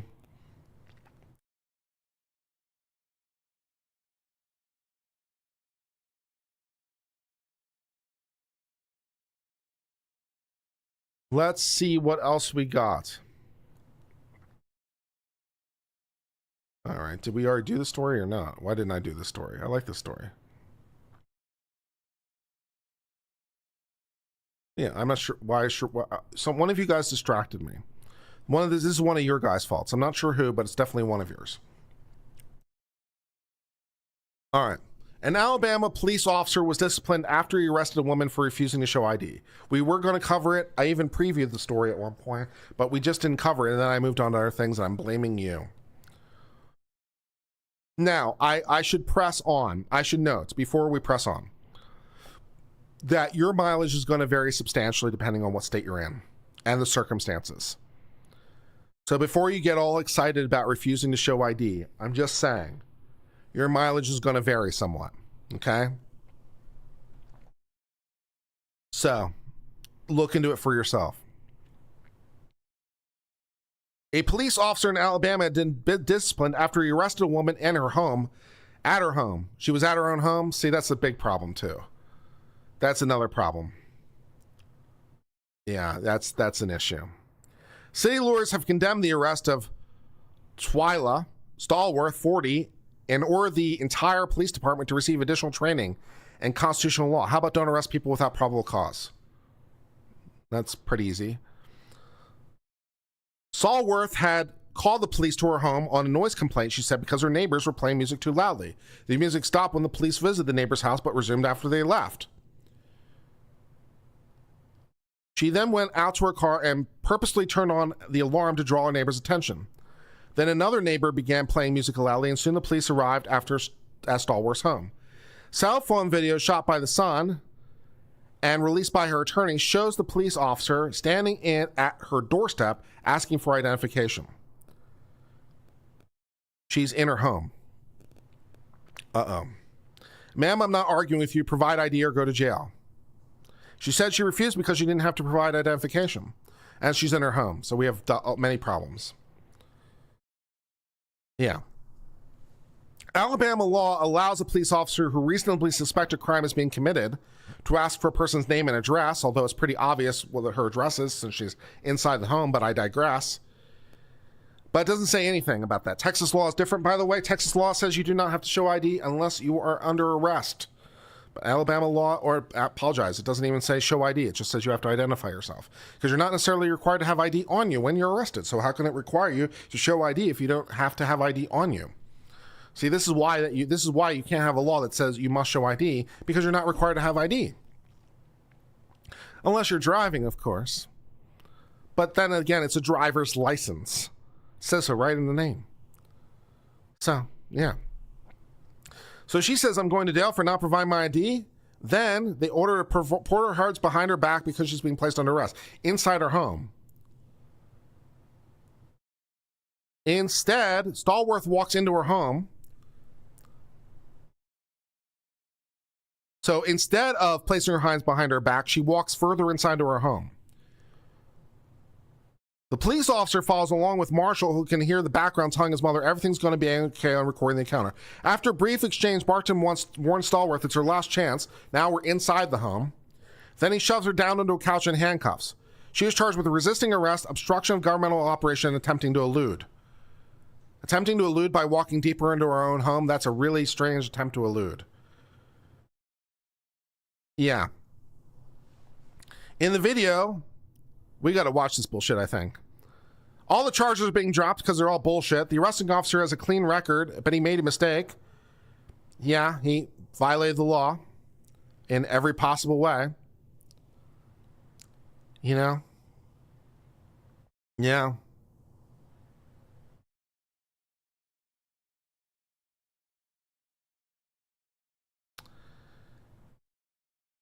The police did not say how the police officer was disciplined and couldn't be reached for comment. The police chief likewise declined to give a statement. He said he was given a reprimand but not suspended. Requests for a copy of the arrest report were largely unsuccessful. Hudson provided only the first page, which did not include details. Stallworth, who is black, says she believed the arrest may have been racially motivated. I think it's just because the police officer's a dick.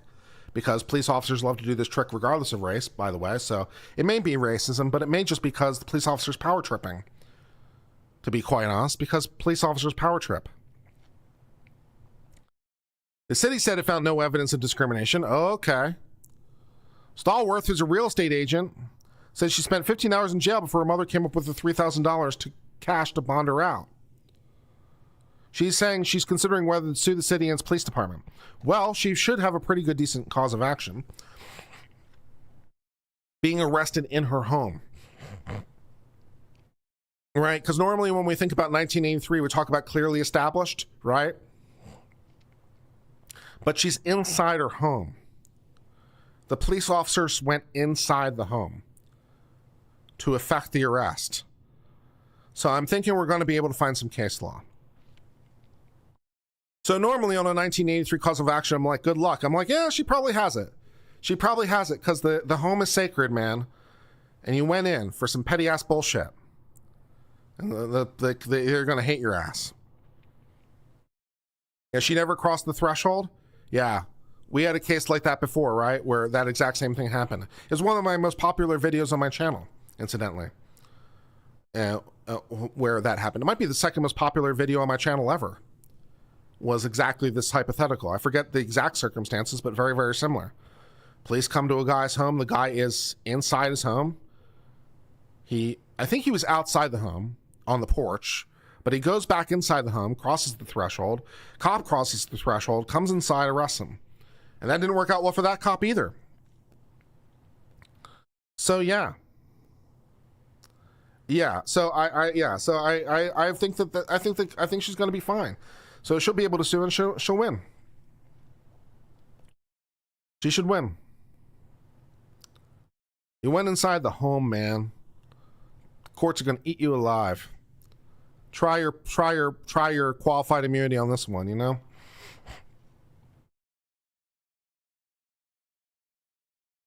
Qualified immunity. It's not for you, it's just for me. I shot your dog, I shot your wife. I get to go on with my life.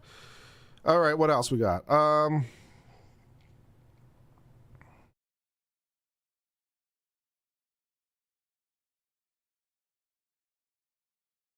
Apple reached some kind of settlement. The video is posted in Mon Chat. Sure, let's go watch this thing. Let's go watch this thing. Nothing is illegal in the name of law. I'm pretty sure that's exactly the opposite of how that works.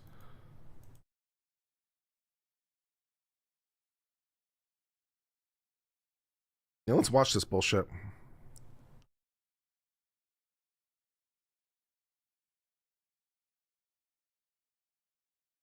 It's a 5-minute video. All right, let's watch this bullshit.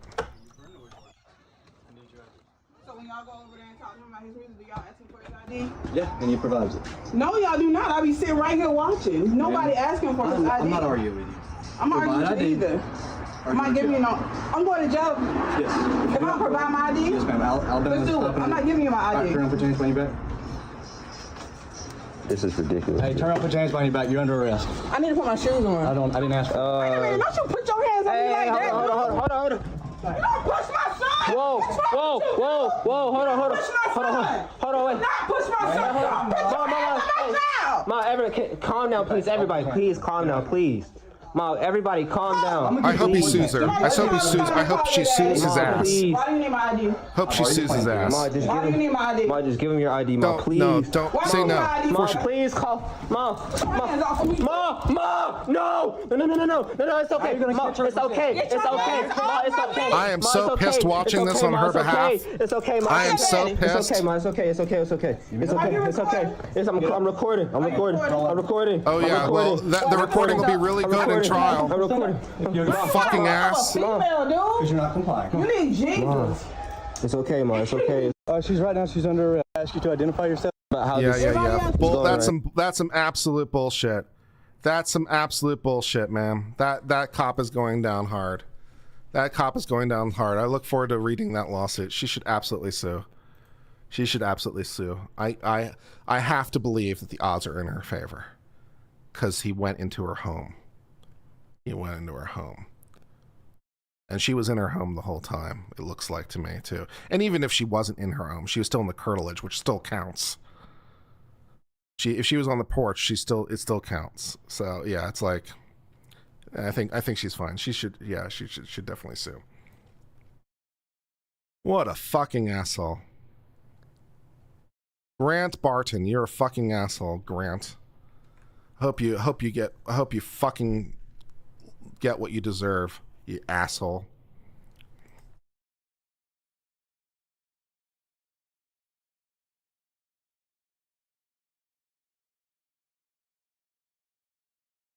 The mayor has apologized for all the good it will do them.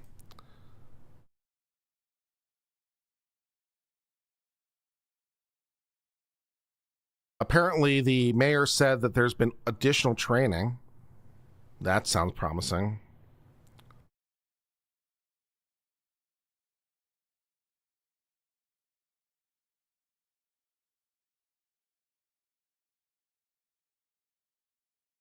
She should sue and she should win, man.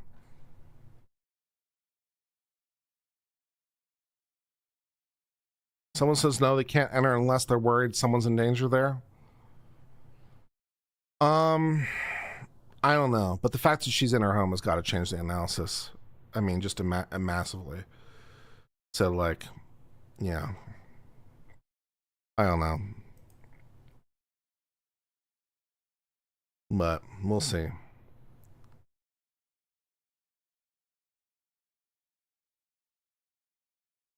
All right, I think we're going to sign off for today.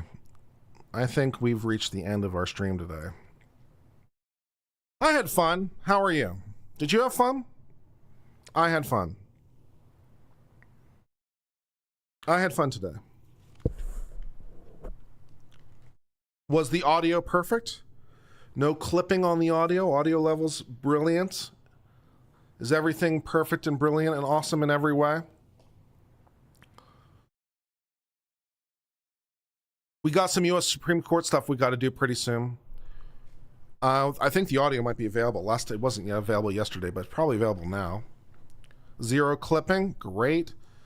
We're having fun, fantastic. Audio sounds good. Audio levels are good. That sounds good, yep. Check 1, 2, great. Audio levels good, look good. Let's see what we got coming up.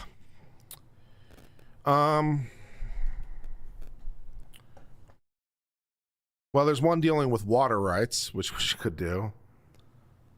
You want to do a case of original jurisdiction, Texas versus New Mexico and Colorado, over water, water everywhere when I dropped a drink.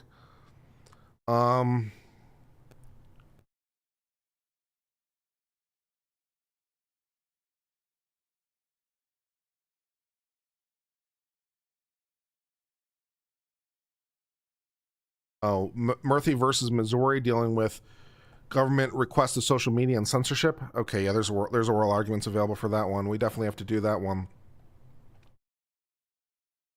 Question presented: did the federal government's request that private social media companies take steps to prevent the disinformation or dissemination of purported misinformation transform those companies' content moderation decisions into state action and thus violate the First Amendment? This is back to the Biden administration, where they were leaning on the social media companies to stop the spread of disinformation on COVID. Was that a violation of the Constitution? We definitely have to do that oral argument. So that's available. So we definitely have to do that. Maybe we'll do that tomorrow if we have time. That could be fun.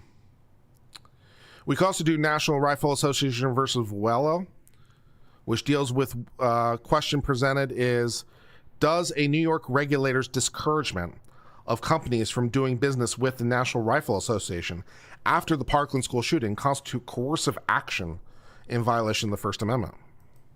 That's pretty good shit. Don't do business with them? Like, don't do business with them because we don't like their speech? You know, that's a problem.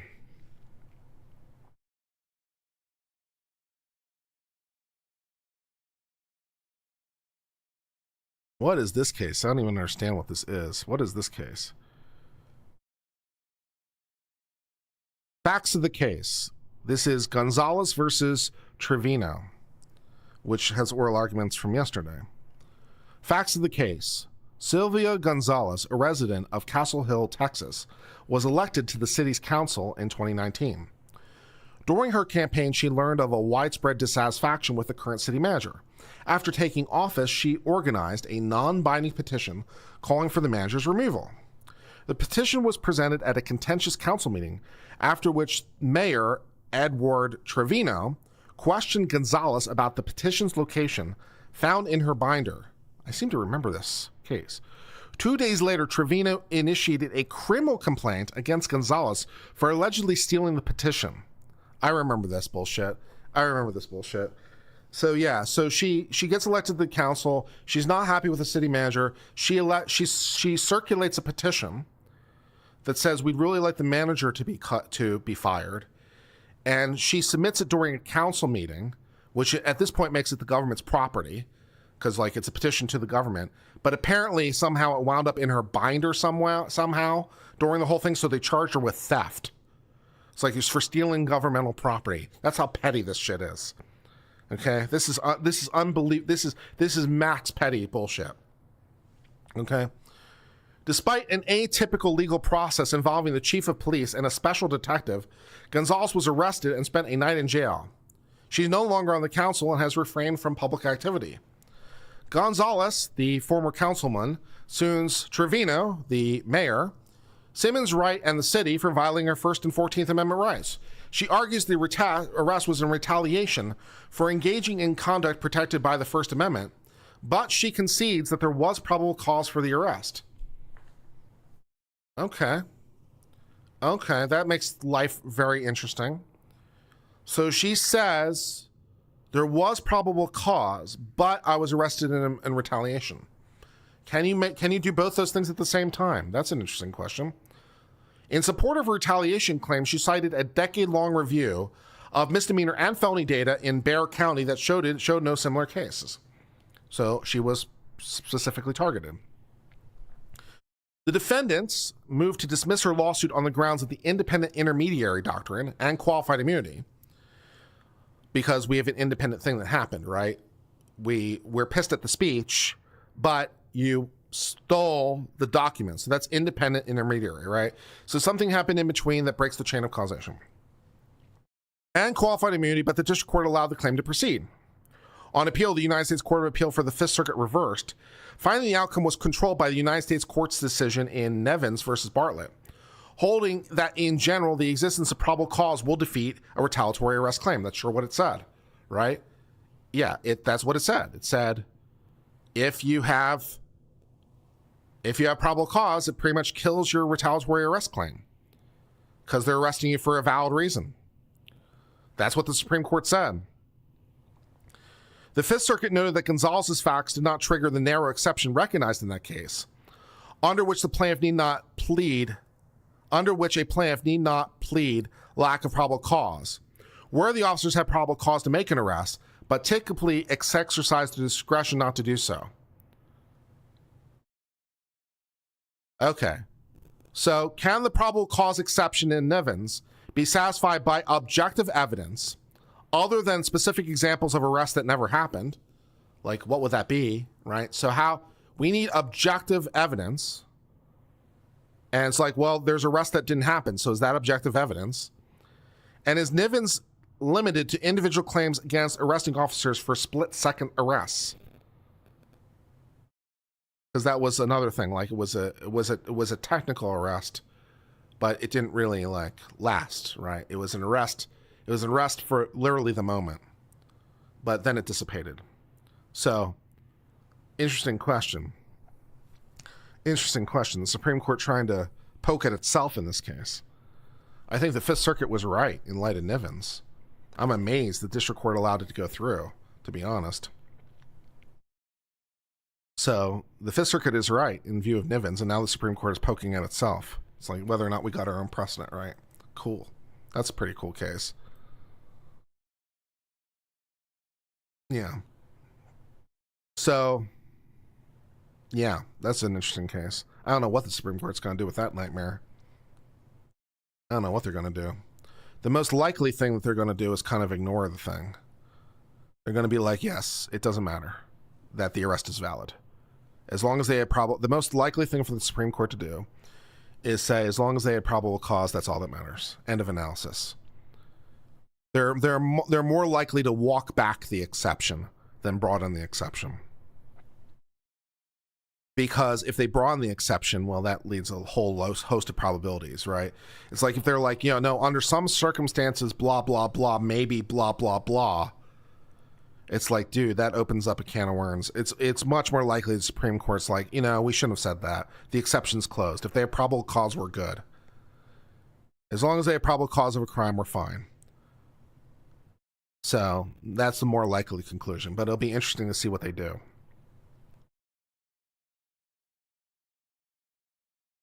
Good case, though.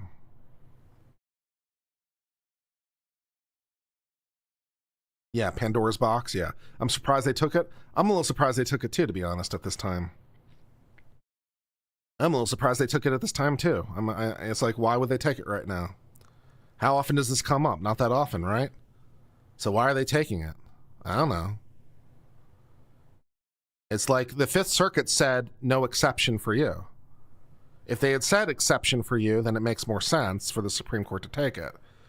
Because it's like if the Fifth Circuit had said, okay, exception for you, and the Supreme Court would be like, you know what, we misspoke. How about no exceptions for anybody? That makes way more sense. But the Fifth Circuit said no exception for you. So why does the Supreme Court take it? Why would they take it to kill the exception? They didn't apply the exception, so why, like, be proactive of killing something? I don't know. I don't know why the Supreme Court's taking it now. Because that's a fair point. Because why take it unless you're going to expand it?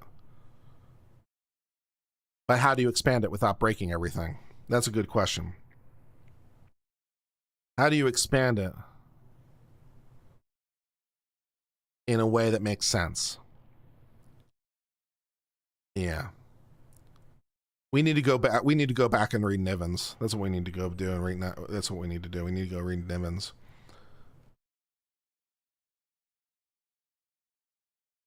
I remember this happening. I remember this at least when it got to the like court levels. I remember reading the lower decisions at some point.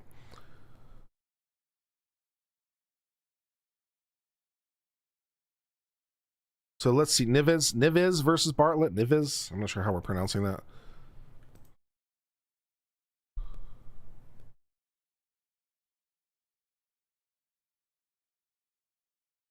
All right, so let's talk a little bit about the background of Nives because the factual disparity is going to be pretty relevant here. So how close is this to Nives is definitely a factor. It's right in the question presented, right? They even said themselves in the question presented, because like how close does it have to be? Because they said specifically, like, they say, is Nives limited to individual claims of arresting officers for a split second? So it's like, so they're actually distinguishing, or they're laying open the possibility to distinguish. They're laying open the possibility to distinguish. So we have to understand the facts so we can understand if we can distinguish. So let's read this a little bit. This is fun. I'm having a good time. All right, so Bartlett, for his part, this is a decided case, obviously. This has already happened. Bartlett was arrested by police officers for disorderly conduct and resisting arrest during Arctic Man, which was held in Alaska. Cool. I mean, we're arresting people in Alaska? I mean, all right, fine. According to the police officer, he's speaking with a group of attendees when Bartlett, who seemed to be intoxicated, started shouting at them not to talk to the police, which is always good advice. When Neves approached him, Bartlett began yelling at the officer to leave. Rather than escalate the situation, Neves in fact left. Bartlett disputes the account, claiming he was not drunk at the time and did not yell at Neves. Minutes later, Trooper Wright says Bartlett approached him in an aggressive manner while he was questioning a man stood between Waite, and the teenager, and yelled slurred speech that Waite should not speak with the minor. When Bartlett stepped towards Waite, the officer pushed him back. Neves saw the confrontation.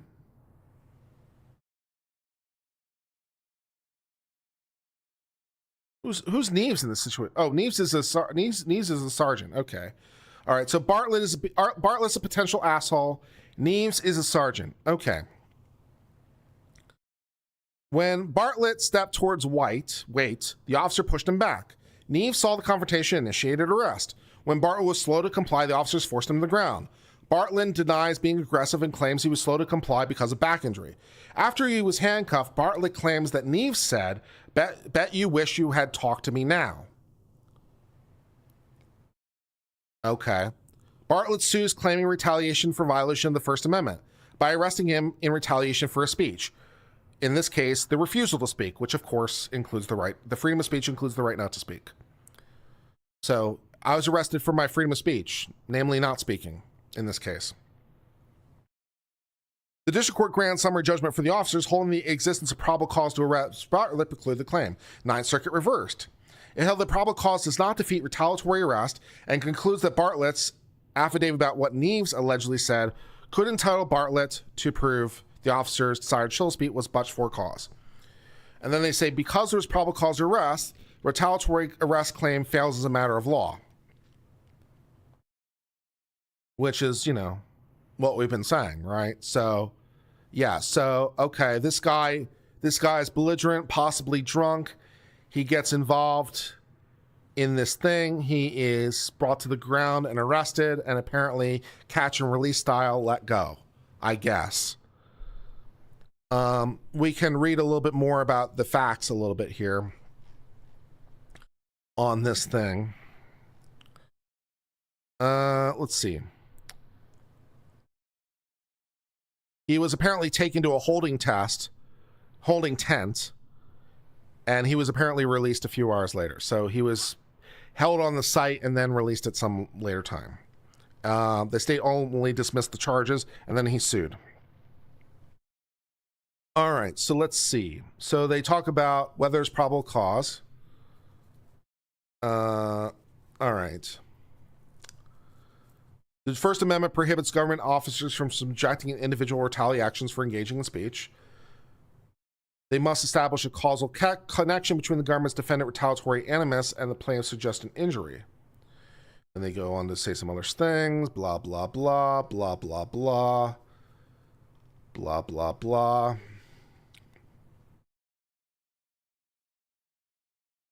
The officers argue that the same no probable cause requirement should apply to First Amendment retaliatory arrests. The primary contention's retaliatory arrest claim involve a causal complexity akin to those that we identified before, and thus warrant the same requirement that plaintiffs prove the absence of probable cause. So the officers are like, you have to prove that we don't have probable cause. And they cite some other cases for that proposition. They say, as a general matter, we agree. Retaliatory arrest claims face some of the same challenges we identified in Hartman. Like retaliatory prosecution cases, retaliatory arrest cases also present a tenuous causal connection between the alleged animus and the plaintiff's injury. The causal inquiry is complex because the protected speech is often wholly legitimate consideration for officers when deciding whether to make an arrest. I mean, yes. I mean, protected speech might be a legitimate consideration as to decide whether or not to make an arrest, including the decision whether or not to arrest, for example. So yes, it's probably in there in the equation somewhere. Officers must frequently make a split-second judgment when deciding whether to arrest, and the content and manner of the speech may convey vital information. Indeed, the kind of assessment happened in this case. The officers testified they perceived Bartlett to be a threat based on his tone, posture, and intoxication. That's fine. Blah, blah, blah. Blah, blah, blah.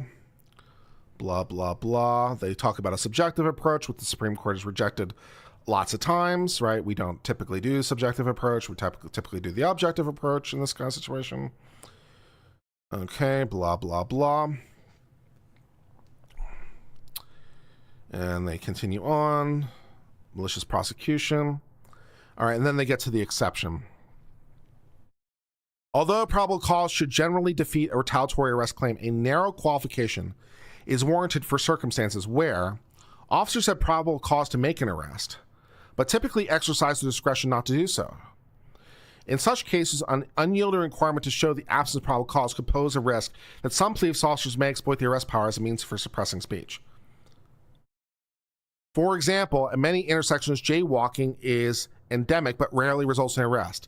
If an individual who has been vocally complaining about police conduct is arrested for jaywalking at such an intersection, it would seem insufficiently protective of First Amendment rights to dismiss the individual's retaliatory arrest claim on the ground there was undoubtedly probable cause for the arrest. And such a claim, because probable cause does little to prove or disprove the causal connection, applying the rule will come at the expense of the logic.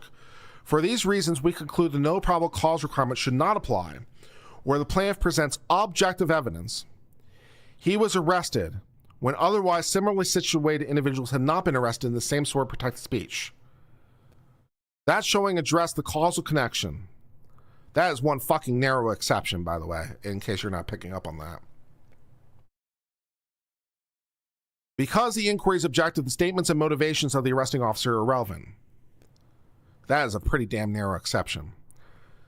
So that is such a narrow exception. So it's like, do you have objective evidence other than the fact of the arrest? So can the fact of the arrest alone be sufficient to bootstrap this thing? Yeah, that's a good question. And is it really that narrow? That's a very, very technical thing. That's very, very technical. That's an incredibly technical case. And the way they've teed this up for the possibility of slicing it pretty thin if they want to. So they've teed this up for the possibility of slicing this thin, but I don't think they're going to slice it thin. Although they might. They teed it up that way. I mean, it was already thin to begin with. They gave you a thin wedge to begin with. So are they really going to slice what's already thin in the first place? They're going to slice it even thinner? Seems a bit unlikely. Because if it gets too thin, you can't use it, right? It gets too thin to be usable. So, I don't know what they're going to do. I don't know why the hell they took this case. I don't know why they took the case. I would run away from this case if I were the Supreme Court. I would run far, far away, man. I'd run far away. I don't need to take this case. I have better things to do with my time, man. Holy shit.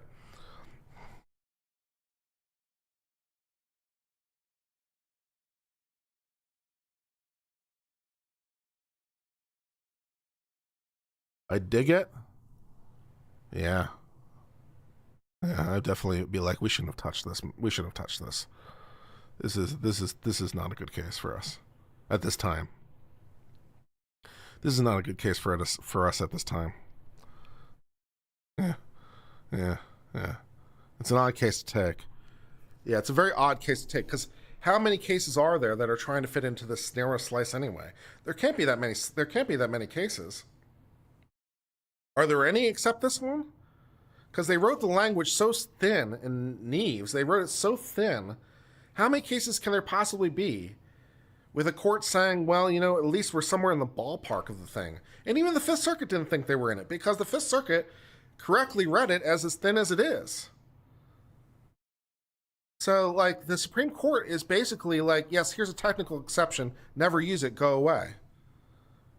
That's basically what they did. The Supreme Court's like, here's a technical exception, but never use it. Go away. And the Fifth Circuit, understanding the assignment's like, okay, we're not going to use it. The Supreme Court, for some reason, is like, we want to reconsider whether or not they should have used it or not.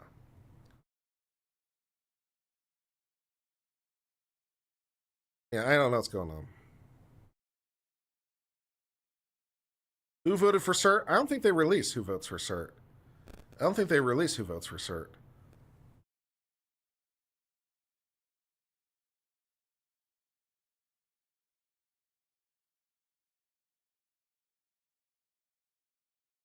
It was the outcome of the situation. Apparently, they held him on site and released him at some point, presumably when he sobered up. They basically functionally held him in the drunk tank on site until he sobered up and let him go.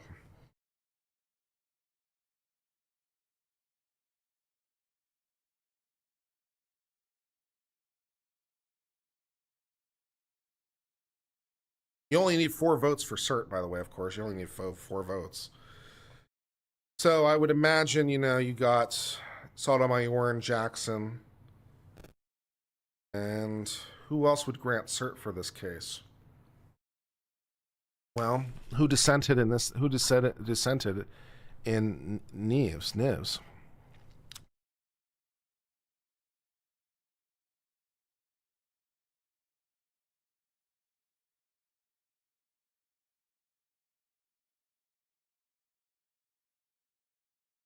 Justice Thomas doesn't believe in the exception at all in Neves. Not surprising. Justice Gorsuch.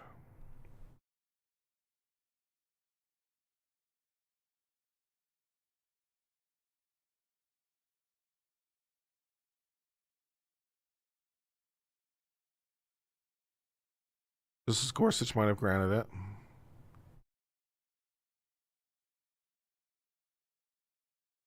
And Justice Gorsuch might have done something on civil liberties ground. Maybe.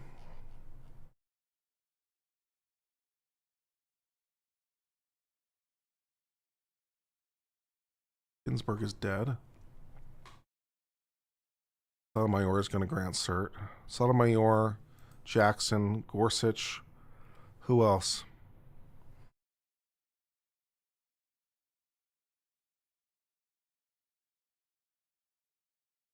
Who's the 4th vote? I don't think Kagan votes to take this.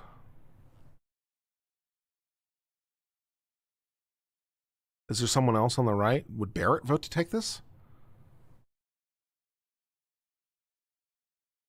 Would Barrett vote to take this?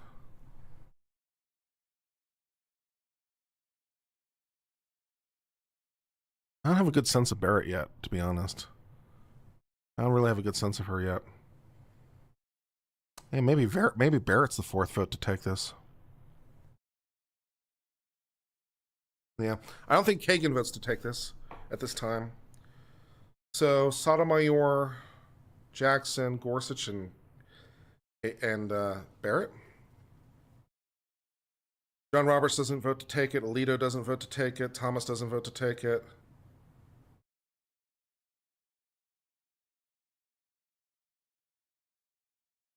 Kavanaugh doesn't vote to take it. He wouldn't want to slice it that thin. Yeah. So if Kagan is out, it's got to be Barrett. If Kagan's out, it's got to be Barrett because Kagan doesn't take this. I don't think Kagan takes this. Yeah. Interesting case.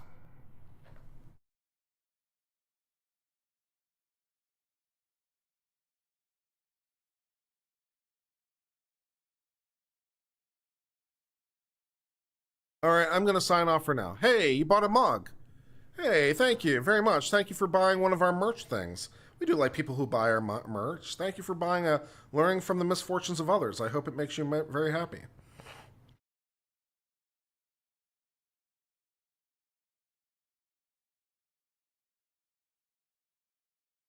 All right, I'm going to sign off for now. I hope you've had fun. I've had fun, and it's been a good day. I'm going to the gym tomorrow with my friend Nathan Lord, exercise some more, and I'm pretty excited about that. That should be good. Until then, I'm heading out or heading to sleep or something. All right, I'm headed out. I'll talk to you later. Bye-bye for now.